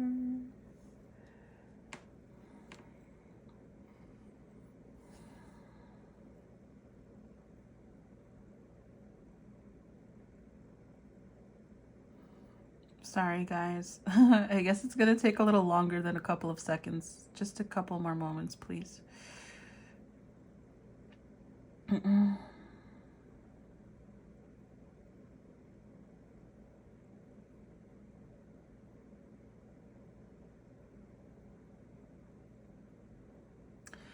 Honestly, I feel a little air or hint of loneliness with you guys at the moment. It kind of feels like you guys find ways to distract yourselves. You find ways to do other things in your life to not make it all about love. But I feel like love is your nature. And because of that, like I noticed that Venus came up twice here. You know, you have the ring, you have the Lovers. There's a lot of 2 energy here. 2 of Pentacles twice, 2 of Wands. The Happy Squirrels, there's 2 of them, okay? and like wishing and all of this stuff with the star. So I feel like you guys are the group where maybe there is a little hint of loneliness almost. Oh wow, this is nice. Holy moly. Sorry, not about what I'm talking about in regards to you guys. I just realized I could elevate my foot on a chair I have under this table. I never knew that was possible, but this is a world of difference. Wow. Sorry guys, I'm so sorry. Back to your reading. But yes, so I do feel like there is a little hint of loneliness that kind of is there with you guys. I think you've been waiting for a companion for a long time. And I feel like you guys could have built somebody up in your mind or in your fantasy, or maybe even telepathically connected with somebody, and the standard that you guys hold now with this connection that you've established with this person that you guys are tuning into telepathically, it kind of feels like they're not exactly like how you're imagining them. Like clearly, you know, like the image that you get almost always is not going to be what your person looks like. You know what I mean? I'm not saying it's impossible. That's why I said almost always. But I feel like for the majority of you, it's not going to be like what you think your person looks like, where they're from, all of this stuff. You know, I think they're going to be synchronicities or connections, but not, you're not going to get the full picture. And in order for like this next connection to come in, I feel like it's about you guys opening yourselves up to the idea of just testing the waters, okay? Like, don't just wait for the one, you know? You guys have got to kiss a couple of frogs. So it's about you guys getting out into the water, like testing the waters. Maybe try speed dating or things that you normally wouldn't do, you know, getting out of your comfort zone, trying things that are fun. Like you guys have got to kind of come out of your shell a little bit, because even the quote that you guys, like this little sentence that you guys chose, right? I long to be the breeze of love so that I can blow through people's hair and whisper that they are worthy in their ear. It's like you guys feel that way about other people, but like there's a little bit of it that still needs to be applied to you, you know, because it, like, even wanting to become a breeze is to become something invisible. You know what I mean? Is to become something quiet, to become something like that kind of is not easy for people to spot. There's still a little bit of hiding involved there, okay? And I feel like there's a need for you to come out of your comfort zone. And I'm not talking about go asking people out. I just feel like going into places where you can naturally meet people. Like maybe that's what I'm saying. Like even with speed dating, you know what I mean? I know that can sound kind of like ridiculous or whatever, but like don't knock it, you know? Don't go there with the intention of meeting a life partner. Go there with the intention of practicing talking to people, you know, and having communication with people and getting to know people, maybe making some new friends, making some new connections, seeing what works and what doesn't work for you. Maybe just so that you can get the experience, you know, so that you can live life. It's not about other people. It's about you living your life. It's not about you, how you can help others, right? Because your life is about you. And because you do for you, and again, I'm not talking about in a selfish way, but I don't think you guys could do it in a selfish way because you're so selfless. So because you do for you, you're going to be helping other people, okay? So try not to allow other people to be the main focus of your life, in the sense of how much you want to help others see this about themselves or see this or that and that, because it's about how you can see that within yourself first. And then naturally, just by existing, you're going to be that example for them, okay? And it feels like through the speed dating, through these couple of other things that maybe you could try, you know, maybe going to some kind of gathering, it feels like going to places where you can meet people. So it doesn't seem like, for some other groups I may have advised, like, oh, take a pottery class, you know, whatever, this and this, but it's like, it's not a one-on-one thing. It feels like this has got to be some kind of a group thing where you can interact with people, meet people. Like even with speed dating, like, I don't know how all of it works, but sometimes they do events afterwards. So then everybody's kind of gathered in a place playing a game or whatnot, you know? So do it for just the giggles. but be open to what you could experience from it. That's kind of what I'm getting for you guys. This is what it's going to take to get this next chapter in love to come through. We're going to look at what is coming for you guys in love, but I feel like that needed to be for you guys to be made aware, so that you can kind of come into the right, like we were just talking about like shifting realities and whatnot in the previous videos, but like so that you can shift into the time. Oops, sorry, camera. So that we can shift. Oh, I did it again. Oh, this is the thing that happens when my foot is on the chair. Okay, you got to be careful. But yeah, so that we can help you guys shift into the timeline where you meet this person. Okay, it's like you guys have got to come out of your shell a little bit more first. And I think that some of you guys may think that you're doing it, but I feel like you guys are supposed to do it on a grander scale. You're supposed to trust that you're going to be taken care of. You're going to be okay. You know, you're going to be okay. So just go for it. You're not going to meet them in a way that you expect or anticipate. And it's important for you guys to go into this with an open mind, right? Because the image that you've created in your head and the feeling that you've created in your head, yes, once you guys get together with this person, you will feel that way. But as you guys get to know each other, it's like you have to see their 3D self too. It's going to be a little different from what you expected or anticipated. You know, like the traits that you felt telepathically, you're going to give them, you're going to start imagining a certain face or certain qualities that you feel are aligned with those like personality traits and whatnot. But you're going to find out that your person is multifaceted and they're a bit different from this vision, because this is the real, you know, version of them. You're not just tapping into their soul. So I feel like that's why this is important for you guys, is to kind of work towards opening yourself up to the idea that to love, right? Because it kind of feels like maybe on some level you guys could be saying, I want to only be with my person, so I'm not going to entertain anything else. But since you don't actually know what your person looks like, how they're going to be presented to you and all of this stuff, it's like until you open yourself up to just be like, okay, you know what, my person will come in when they come in, I'm going to just go out and try to have some fun. Until you do that, how are you going to meet your person? You know what I mean? Because like I said, they're not going to be how you expect them to be or any of this other stuff. So you could be at home pretending, not pretending, sorry, that wasn't the right word. You could be at home, what is the word? Daydreaming about this person and when they're going to come into your life, and they could literally be at, just because we were using this as an example earlier, at one of those speed dating things, waiting for when you're going to show up to live, you know, and to kind of meet them. So yeah, oh yes, okay, it's, you know, there's this expression, don't toss the baby with the bathwater or something.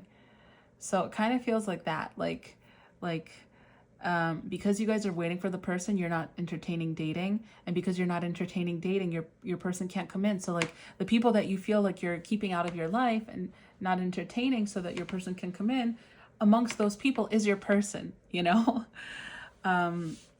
But yeah, so that was just something I felt like we had to kind of specify for you guys, just so that you can be aware, because this feels like a timeline that's shifting.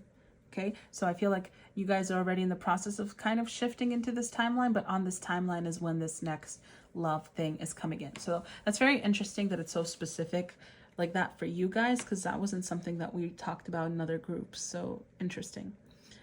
But yes, now let's talk about this person, or like what exactly is next in love for you. This person, it's funny, right? Because we were just talking about like your person, the person. And with this Lovers card, I'm getting that. Like I'm feeling it is kind of like counterpart energy. So there is a little bit of chance involved, and the chance is that you've got to encounter a couple of people, but the person that you actually end up in a romantic connection with is going to most likely be this person. Okay, the person that you guys are looking for.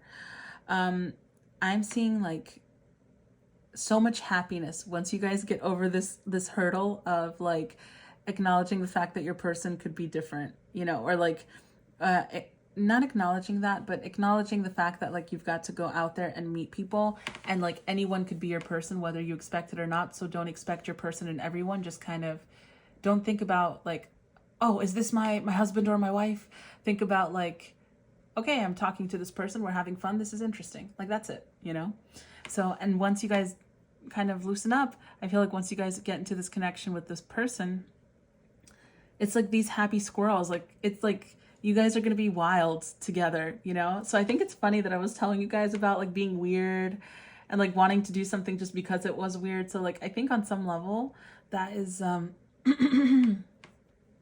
what's happening here. Like I feel like you guys are that together. And oh, speaking of like your person, right? You guys did get ring. So this is like a commitment. So I do feel like it's going to take a very big risk on your end in order to bring this person in. Right? It's like this new beginning. There's this chance of risk. You have to try something new. You have to do something different. You have to be uncomfortable. And I'm not talking about the type of uncomfortable where you put yourself in dangerous situations. I just mean like if you feel uncomfortable to be on a stage but you've always wanted to perform, go to an open mic and do it. Even if you botch it completely and it doesn't go well, that's okay, because what does that mean? Just don't go back there again. But you tried, you know? It's like now is the time. You've always wanted to ride a skateboard, go try riding a skateboard. You've always wanted to do an improv class, go do that. Go try, go live your life.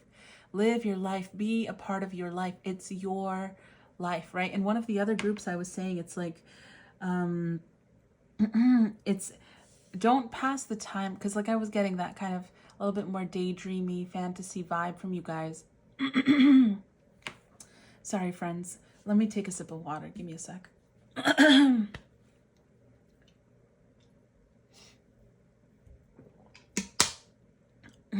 Oh my goodness, unbelievable. All of that like throat clearing was bringing up skin from one of the like almonds or whatever that I was eating, and now that I drink water, it put it back to where it was. Oh my gosh.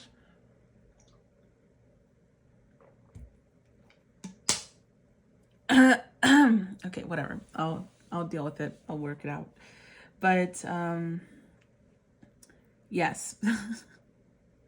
All this to say, I don't even remember. Oh yeah, it's about you guys living your life, right? I was getting that like fantasy aspect or like daydreamy aspect with you guys. And it's like what I was saying in another group, I said, your time is not about the time between you and your person.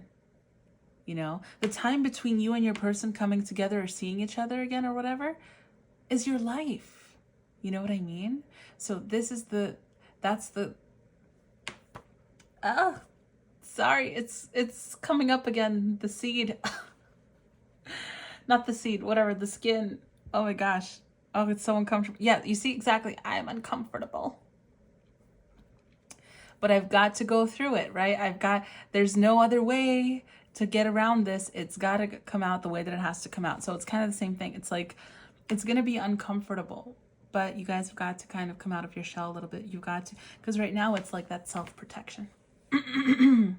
Right? And the fantasy is a form of self-protection, and it's a form of keeping yourself locked away so that you don't actually get to meet this person, because you guys may desire it with all of your heart, but there's that part of you that could be sabotaging that, right? Because it's a little too afraid and it wants to keep playing small. So you guys going out, taking risks is a skill, you know? It's something that you practice. So if you guys go out the first time, it may not be so great. The second time may not be so great either. But then the third time you try something new, maybe you get the hang of it a little better. The fourth time you try a completely new thing, it's like you can talk to the people more freely and easily. You know, it's like every single time. It's practice. It's practice. But yes, let's give you more information about the person. because this kind of turned into a little bit of a what you guys have got to do to get to the person. But I think the reason that they're doing that is because they're specifying this is kind of like the person, you know, for you guys, which is why they're like, you already know what your future spouse is going to be like. Milka's done tons of love letter readings, okay? And there, by the way, there will be another one coming closer towards the end of August. But yeah, so they're like, Milka's done those readings, you know, you guys have watched all the other readers doing those readings too, so you guys kind of have an idea. The whole point is there's other parts of them that you're not going to expect, and it's going to take a big leap of faith on your end, okay? I do feel like, and again, it's kind of like you guys have just got to trust. It's about finding the safety and security within yourself so that you can trust the universe and God and yourself to kind of sort this out. With the Seven of Swords, like, look how sneaky this looks, you know? It's like, look how smug this person looks. Like, he's got all of these swords. He's taken the real options out of the picture, and these two swords are kind of left with each other. It's like, we wanted you to feel like you have options. You really don't. It's just the two of you guys for each other. But, like, you've got to go out and into the place where the options were, and then we'll remove the options so that you kind of have more clarity there. You know what I mean? So again, this is feeling very much like counterpart energy for you guys with all of the twos. And the Ace of Wands and the Ace of Pentacles, again, this is kind of like being in the present. The Ace of Pentacles is being in the present because, like I was saying, I was getting that daydreamy vibe, right? So for you guys, it's about you coming into the present, living your life, right? It's not the time in between when you meet your person and when you were born. It's about you guys living now, because that time in between is literally your life. And then with the Ace of Wands, this is about going out and having fun, doing these passionate things, taking the risks, trying new things. Go, do, have fun, enjoy. You'll be surprised at the skills that you've didn't realize you had, at the fun that you can have that you didn't think you could have, at, you know, oh, I'm shaking the camera again. Exactly. Maybe go take dance classes, you know, or if you're already taking dance classes, take something completely different from the style of dance that you guys are taking too. You know, like, try something new. You guys have the Seven of Swords twice. Yes, you see, it's kind of like this person, that's you guys, walking through this field of swords, walking through these options. You're like, I'm not interested in any of these people, Milka. I'm taking the risk. I'm trying new things. And it's like, well, the point is we want you in this field so that we can take away the rest of the swords once you get deep into it. And you'll see there's only one option left, or two that you may have to choose from, but it's really only one option left. And again, it's like that new beginning for you guys, right? Let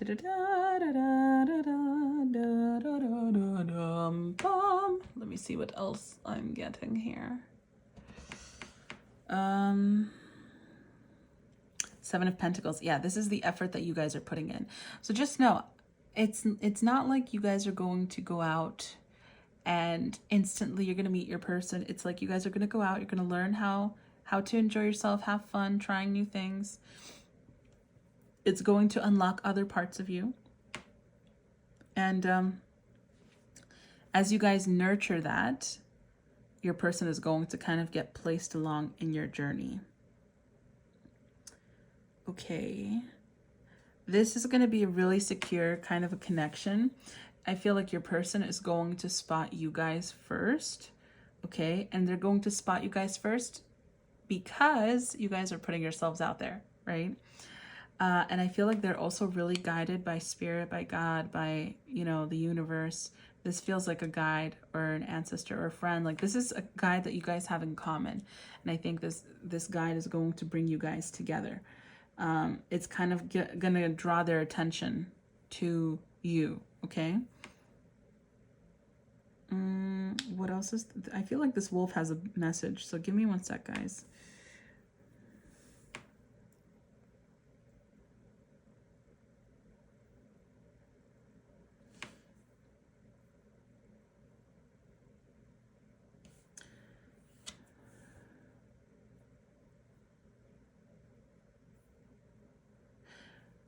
Okay, also, I kind of feel like so this wolf is dual meaning, okay? I normally never see it as aggressive, but I'm kind of seeing it as aggressive right now. Or it's a dog, I guess, but I keep calling it a wolf. This is your person, okay? Like, they're happy, go lucky, all of this stuff. I think, well, I wouldn't say happy go lucky, but you know, they're happy. They're like, people like having them. Your person has a good energy, a good vibe, and people like to kind of cling to your person. They like to be like, oh, I want to keep this person in my life or whatever. And your person is more like easygoing with that, you know? So they're not going to be like, unless they need alone time, they're not going to push people away. You know, they're kind, they're nice people. So it almost feels like your person is like on the internet, like laughing, watching something. But this kind of feels like another energy too, apart from like the guide stuff that we mentioned. But it almost feels like this is either an ex or a friend. Is it a friend? I mean, it's a general reading, so is it mainly an ex? Okay, yeah, that's why I was like, I don't know about the, like, maybe an ex, but I don't see their ex around them. So this kind of feels like it could be a friend or a sibling that maybe has a slightly more, I don't know, toxic trait, or like they feel kind of like possessive of your partner, okay? So they're kind of like, who dares to, you know, come forth and interfere with this person, you know, and their energy and vibe. You know, they're almost acting kind of like a gatekeeper, which is very weird. It's like, it's weird, you know, like I feel like your person knows a lot of people, so it could either be like, I'm getting like a female energy, so it could be like a sister or some kind of like, not an immediate friend. I don't know. It's weird, you guys. I'm sorry. It's funky. It's kind of like, maybe like if their main best friend was like a male, it wouldn't be, it feels very much like a female. So like it could be like their main best friend's friend, or like a friend that's not the main best friend. I don't know. It's kind of weird. It's weird. It's some kind of friend, some kind of sister. It could be more than one person. Your person knows a lot of people, but it kind of feels like somebody is gatekeeping a little bit. The sister is protective over this person, though I don't think you're going to have too many issues like with the sister. This is for those of them who have a sister, of course. This is a general reading, you know. I don't think you guys have to worry about, or it could be any sibling that just has a feminine energy, but I'm going to call it a sister because that's what it's feeling like. I don't think you guys have to worry about, or it could be, okay, it could be a sister, or it could be a younger brother, like a little boy, it feels like. But yeah, so I don't think you have to worry about the sibling too much. The sibling is going to be on edge, or like a little, like, do we have to run? Do we have to shout? Kind of a thing, but they're not going to be causing problems. I think they would warm up to you guys and kind of get the hang of it, and they would be sitting at your feet too, you know? That's why I guess it's kind of like, that's why it's confusing if it's like a sister or a younger brother, you know? Like a little brother, because it kind of has that kind of vibe. As far as this friend, for those of you who it is a friend, yeah, again, it's kind of like, I think because your person, like I was saying, they don't tell people no unless they really need alone time. So they have somebody who's kind of like, we want to make sure nobody is taking advantage of you, you know? Like, it feels like that. Like they're trying to defend your person. At first, for a moment, maybe when I mentioned the ex, I don't think the ex is around them anymore. I think it was just a toxic ex from the past. Like your person could have had an ex in the past that was a prominent connection where they try to control your person's energy. And what I mean by that is like, they were possessive. That's the word. They were possessive of your person. Because since your person is so like helpful and all of this stuff, and people like talking to your person and being around your person, I feel like a lot of people like your person, you know, but it doesn't mean that your person would take action or lead them on intentionally or anything like that. It's just because your person is nice and really helpful and charming. And I think all of this stuff, they're really good at like networking. So because of that, I feel like your person is very likable, and a lot of people have that. And so like that ex could have been jealous and like really like, why are you looking at my person? You know, even if people weren't looking at your person in a romantic light, they would be like, only I can see how special my person is. No one else is allowed to see how special they are. So it kind of feels like that. And even then, it's like your person was understanding of that ex. You know, like other people in their life would be like, can't you see this is toxic? And your person would be like, I understand, but you know, they've been through this, and this in their life. And, you know, it's not really causing any harm to me. They can't really, you know, like something along those lines. So I feel like that's when the sibling comes in. Like, why can't you see like this person is like being like, they're not good for you.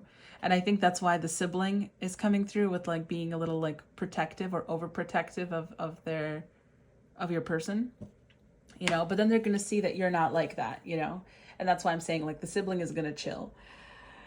But yeah, I guess that kind of made sense of that weirdness. Let me see what else I'm getting here. The Page of Wands, again, is you guys kind of stepping out into the world. I mean, look at that sassy, like, little leg here, okay? It's like you guys stepping out into the world and going out, trying new things, being a little bolder, taking up a little bit more space. You know, this is you guys before you become the King or Queen of Wands, you know? Which is, I think, in your nature. Okay, like I'm getting Queen of Wands vibes, but it could be King of Wands, but I'm getting more Queen of Wands vibes regardless of gender.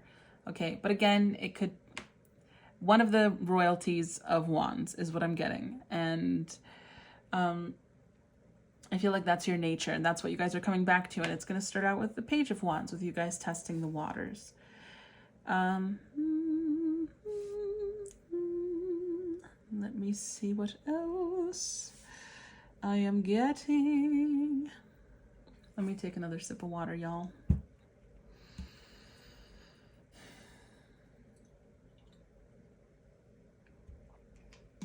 Yeah, again, they're talking about like with this birth, it's like you guys birthing yourselves. You giving birth to yourselves. Like you guys coming into this like this new beginning for you, you know, this new beginning. And I feel like you guys are going to, when you do meet your person, it's just going to kind of, the way that you're going to want to, like I said, you're going to be testing the waters. At this point, you're going to kind of let go of the idea of your person, right? And yes, you may cry because of that, and you may get emotional because of it. And it doesn't mean that you're really letting them go. It just means that you're kind of saying, I'm letting you go so that you can come back to me when it's time. Or you can come to me when it's time, right? So that you can be open to receiving from anybody else. Because anybody else is where your person is going to be lined up in as well, okay? So I feel like with your person, when you guys do actually meet after you've come to all this kind of conclusions and stuff, they're going to be somebody that you want to keep talking to. And they're going to want to keep talking to you guys. Like, it's going to be very mutual. Like, it's not one person is trying to keep the conversation going. Like, I feel like your person is really going to be asking you guys questions. And instead of you guys being like answering the questions, but being like, yeah, I'm not interested. It's like you want to know about them too. So both of you equally want to get to know each other. And that's going to be one of the signs for you guys, that this is a connection to continue to look into. Another thing I am seeing, first of all, this person is going to be a real dream come true. Okay. Like literally you have the start. This is a dream come true. The kind of connect. I mean, look at these happy squirrels. Look at it. They speak for themselves, okay? They're double rainbows in the sky. They're these flying squirrels riding on rainbows. No clouds. Like, yes, it is as happy as you could have imagined, and so much more. Like, this is that kind of a connection. This is the one, exactly what you guys were looking for, just in a different kind of package, or presented slightly differently, but exactly what was good for you, what is needed for you, and what you wanted, you know. So it's like they're emphasizing your person. We don't need to give you guys all the details about your person, because you already know what it is that you really want. And I'm not talking about the things that like are superficial, again, which are out of our control, right? But like the core things. I do think your person is like, you're not going to think they're unattractive. I think you're going to think they kind of feel like a type of person where their face changes based on their energy, you know, like sometimes they're going to be like, oh, they're okay, you know, and then when they're feeling a little bit more clear, whatever, you're like, oh my goodness, this person is gorgeous, you know. So it kind of feels like that, like there's a little bit of a flip-floppiness going on here. And yeah, let me see what else I'm getting in regards to that. But also I feel like their charmingness kind of makes them even more attractive. So even on their off days, it's like how charming they are makes them attractive. So don't worry, you're not going to be unattracted to your partner. You will be attracted to them. I just think that it's funny how they can kind of change. Like sometimes they're just going to be like, oh, it's just their face. And then sometimes they're going to be like, holy moly, guacamole, you look so attractive right now, you know? Let's see what else I'm getting here. Judgment is kind of talking about divine timing for me at the moment.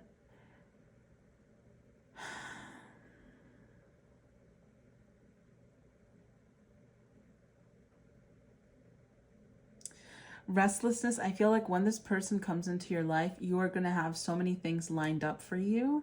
Like so many different things that you're going to be doing and planning, and because you've already started this whole thing, right, where you're going on the speed dating, you're going for this thing, you're going for this kind of social event, you're going for this, you're going for this kind of a meeting or gathering, or you're going to try this kind of dance class. And I feel like you guys are going to be so busy that like that's another reason why this person is almost going to slip by you. I'm not saying they're going to slip by you, but that you're not going to be allowed to think too deep into the connection too. It's like you're busy, so you're just going to be like, I'm really busy, I don't really have time for everything because I got all these plans for me, but I kind of want to keep talking to you since you keep talking to me, and then it kind of goes from there, you know. I feel like you guys are going to be busy. It's going to be kind of like a new version of you, like you're going to be shedding a layer before this person comes in. You're already in the process of shedding that layer, by the way, just so you guys know. Okay? Let's see what else. Give me a moment.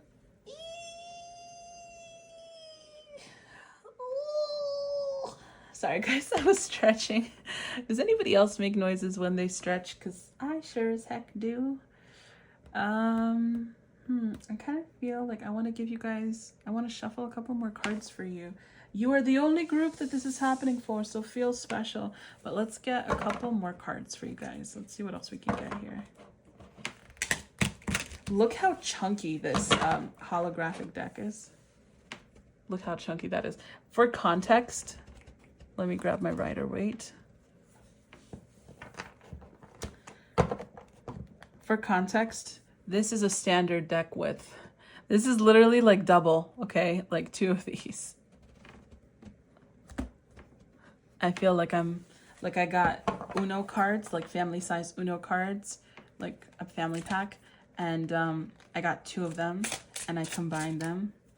And this is what it feels like. All right, let's get some extra cards for group 4. What is next in love for group 4? Sorry, these shuffle weird because they're like a thick plastic. So,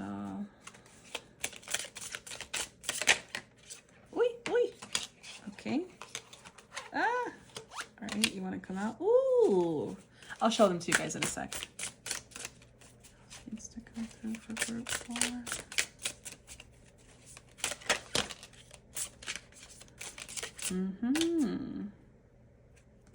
Okay. One final card. One more card for group 4.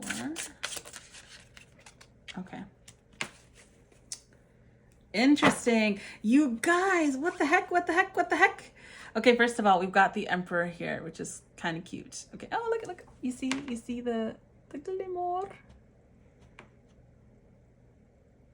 It's cool, right? Okay, so that's the Emperor. Second of all, look at what the bottom or top facing card is. Y'all, it is the Queen of Wands. What did I tell you? Didn't I say you guys are giving me Queen of Wands vibes? It's just you guys have to kind of come into that, and it's like that's what you guys are coming into. That's your true nature. Well, there it is. There she was. Oh, did you see the cat's tail flicking? You see the cat's tail? Okay. All right, now let's look at the cards that you guys got. Oh, wow, such beautiful cards. Okay, so first you have the 10 of coins, so the 10 of pentacles, pentacles. Is it doing the flippy thing? Yes, yes it is. Okay, I'll place this here. Then we've got the queen. Whoa, I just noticed. I didn't notice that the first time I just saw the coin thing, but there's a rabbit jumping in and out of frame. Look at that. What the heck? A rabbit out of nowhere. Oh, so cool. You guys, I'm probably, what, did I say that right? I'm probably going to be using these cards in another reading. I can see it. They're just so exciting. Let me know if you'd like a walkthrough of these cards. I'm probably going to do it anyway, but let me know. Okay, then we've got the 6 of Wands. Look at this one too. You see the confetti or whatever these flower petals are kind of going into the rim as well.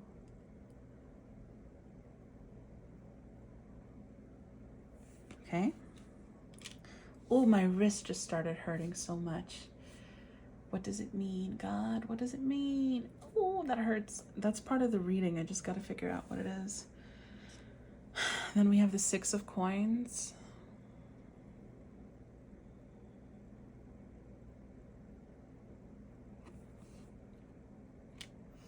And we also have the World.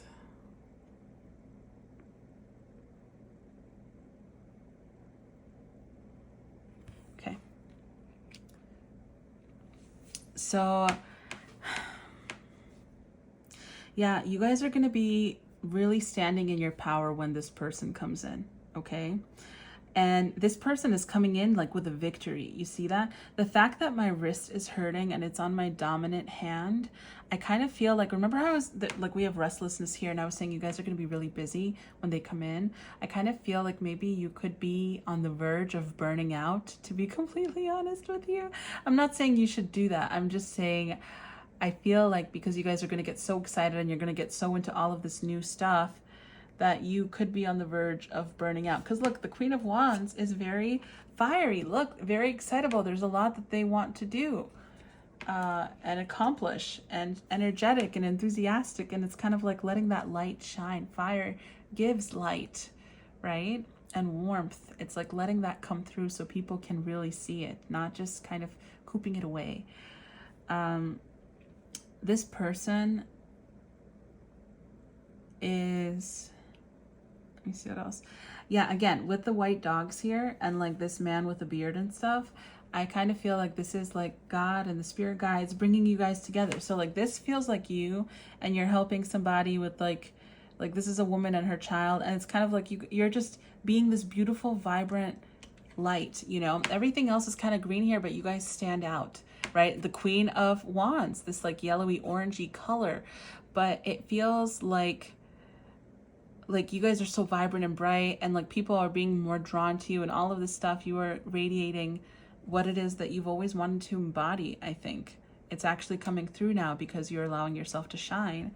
Yeah, and you're this Queen of Wands. Like there's this self-nurturing. It's like you guys are really entering into a slightly more empressy phase, in the sense that it's like, no, not even, I mean, yes, but like, that's not the emphasis. The emphasis is that the reason I brought the Empress up was because of like that fertility, that like abundance, that nurturing energy. But that Queen of Queen of Wands, the Queen of Coins. Oh, I wasn't even saying that. I was going to say Queen of Wands. That Queen of Coins, and I guess the Queen of Wands too. Since let me just put her out here because she keeps wanting to come through.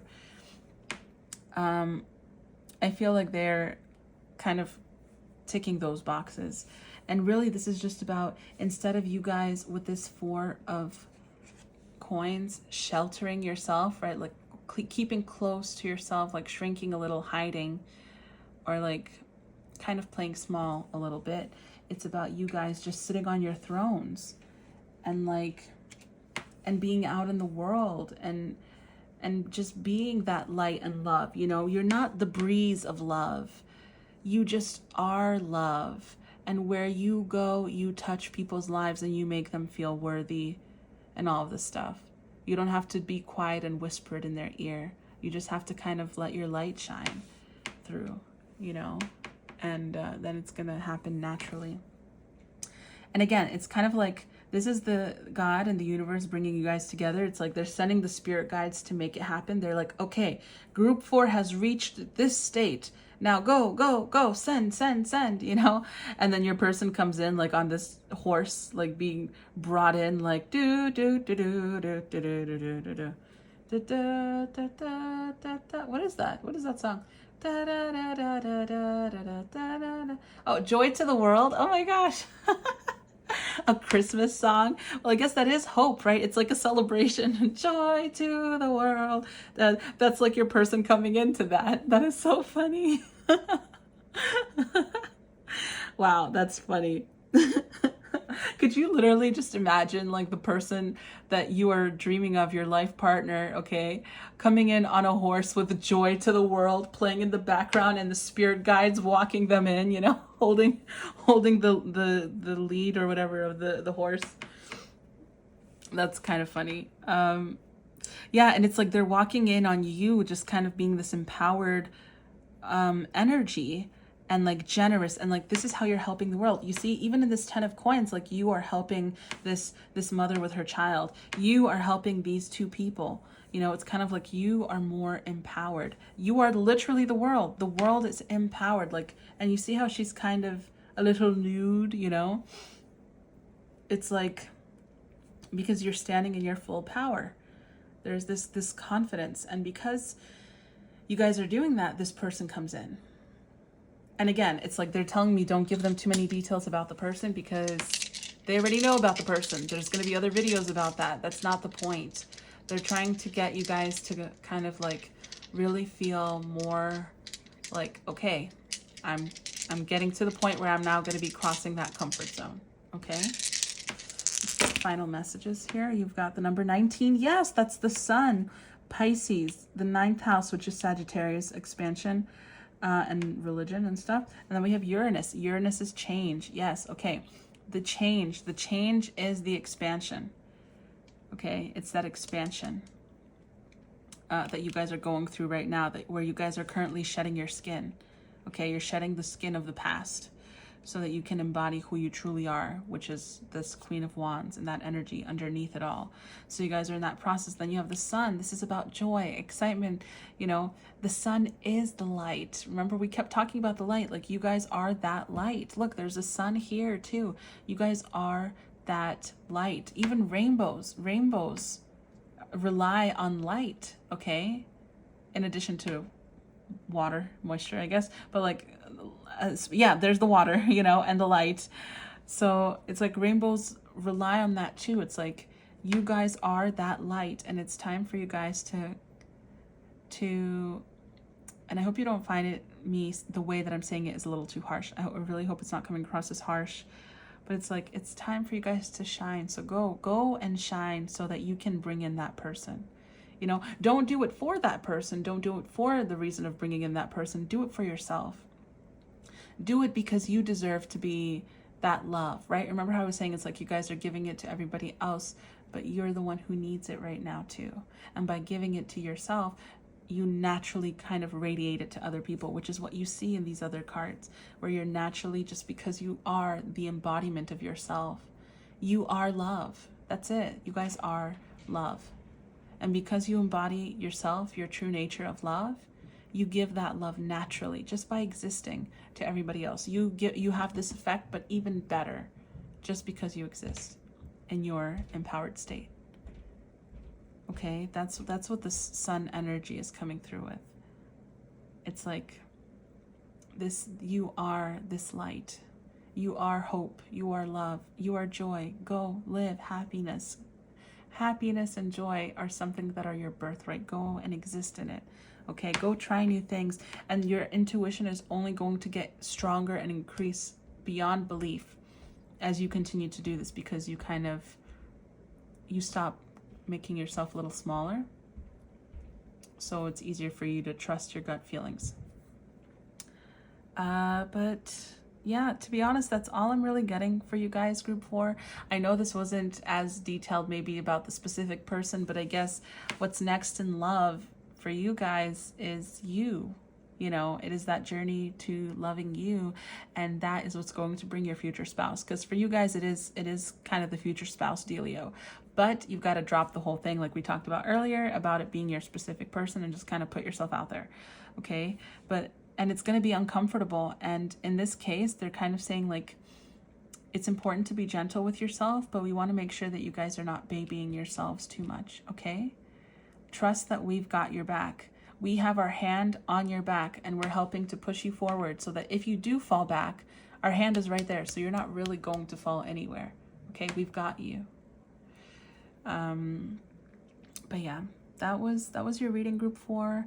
I hope you guys enjoyed it. I know it may not have been exactly what you expected, but look, the messages that come through are what have to come through, you know? If you did enjoy the video, I would appreciate if you gave it a thumbs up. I would love to hear from you guys in the comments as well. You know, did you guys choose another group to get maybe some additional info? Or, you know, is this something that you guys feel that you really are? I think you guys probably can feel that you're in the works, but if you want to confirm that or not, you know, maybe if you want to give an opinion on the cards, these new holographic cards or whatever. Should I wear the Renaissance costume to work one day? Also, if you guys are newer to the channel, or if you're returning viewers but you are not subscribed, you do not have to subscribe. However, it would be very much appreciated if you guys did. It would really help support the channel, and I would be very grateful for that support. But again, no pressure, no need to do anything you don't want to do. And also, if you guys are interested in any personal private readings or custom crystal bracelets or custom affirmation songs, you can reach out to me through the contacts page on my website or through my email, all in the description box below. You guys can also reach out to me on, I was gonna say on Netflix. Hey group 4, sorry for the cut. My camera died, so I have to use my other phone. It doesn't have the same quality camera. I don't know which part it died at, but I think I was at my outro, so you know, I guess I'll just continue it here because I wanted to make sure I say bye to you guys.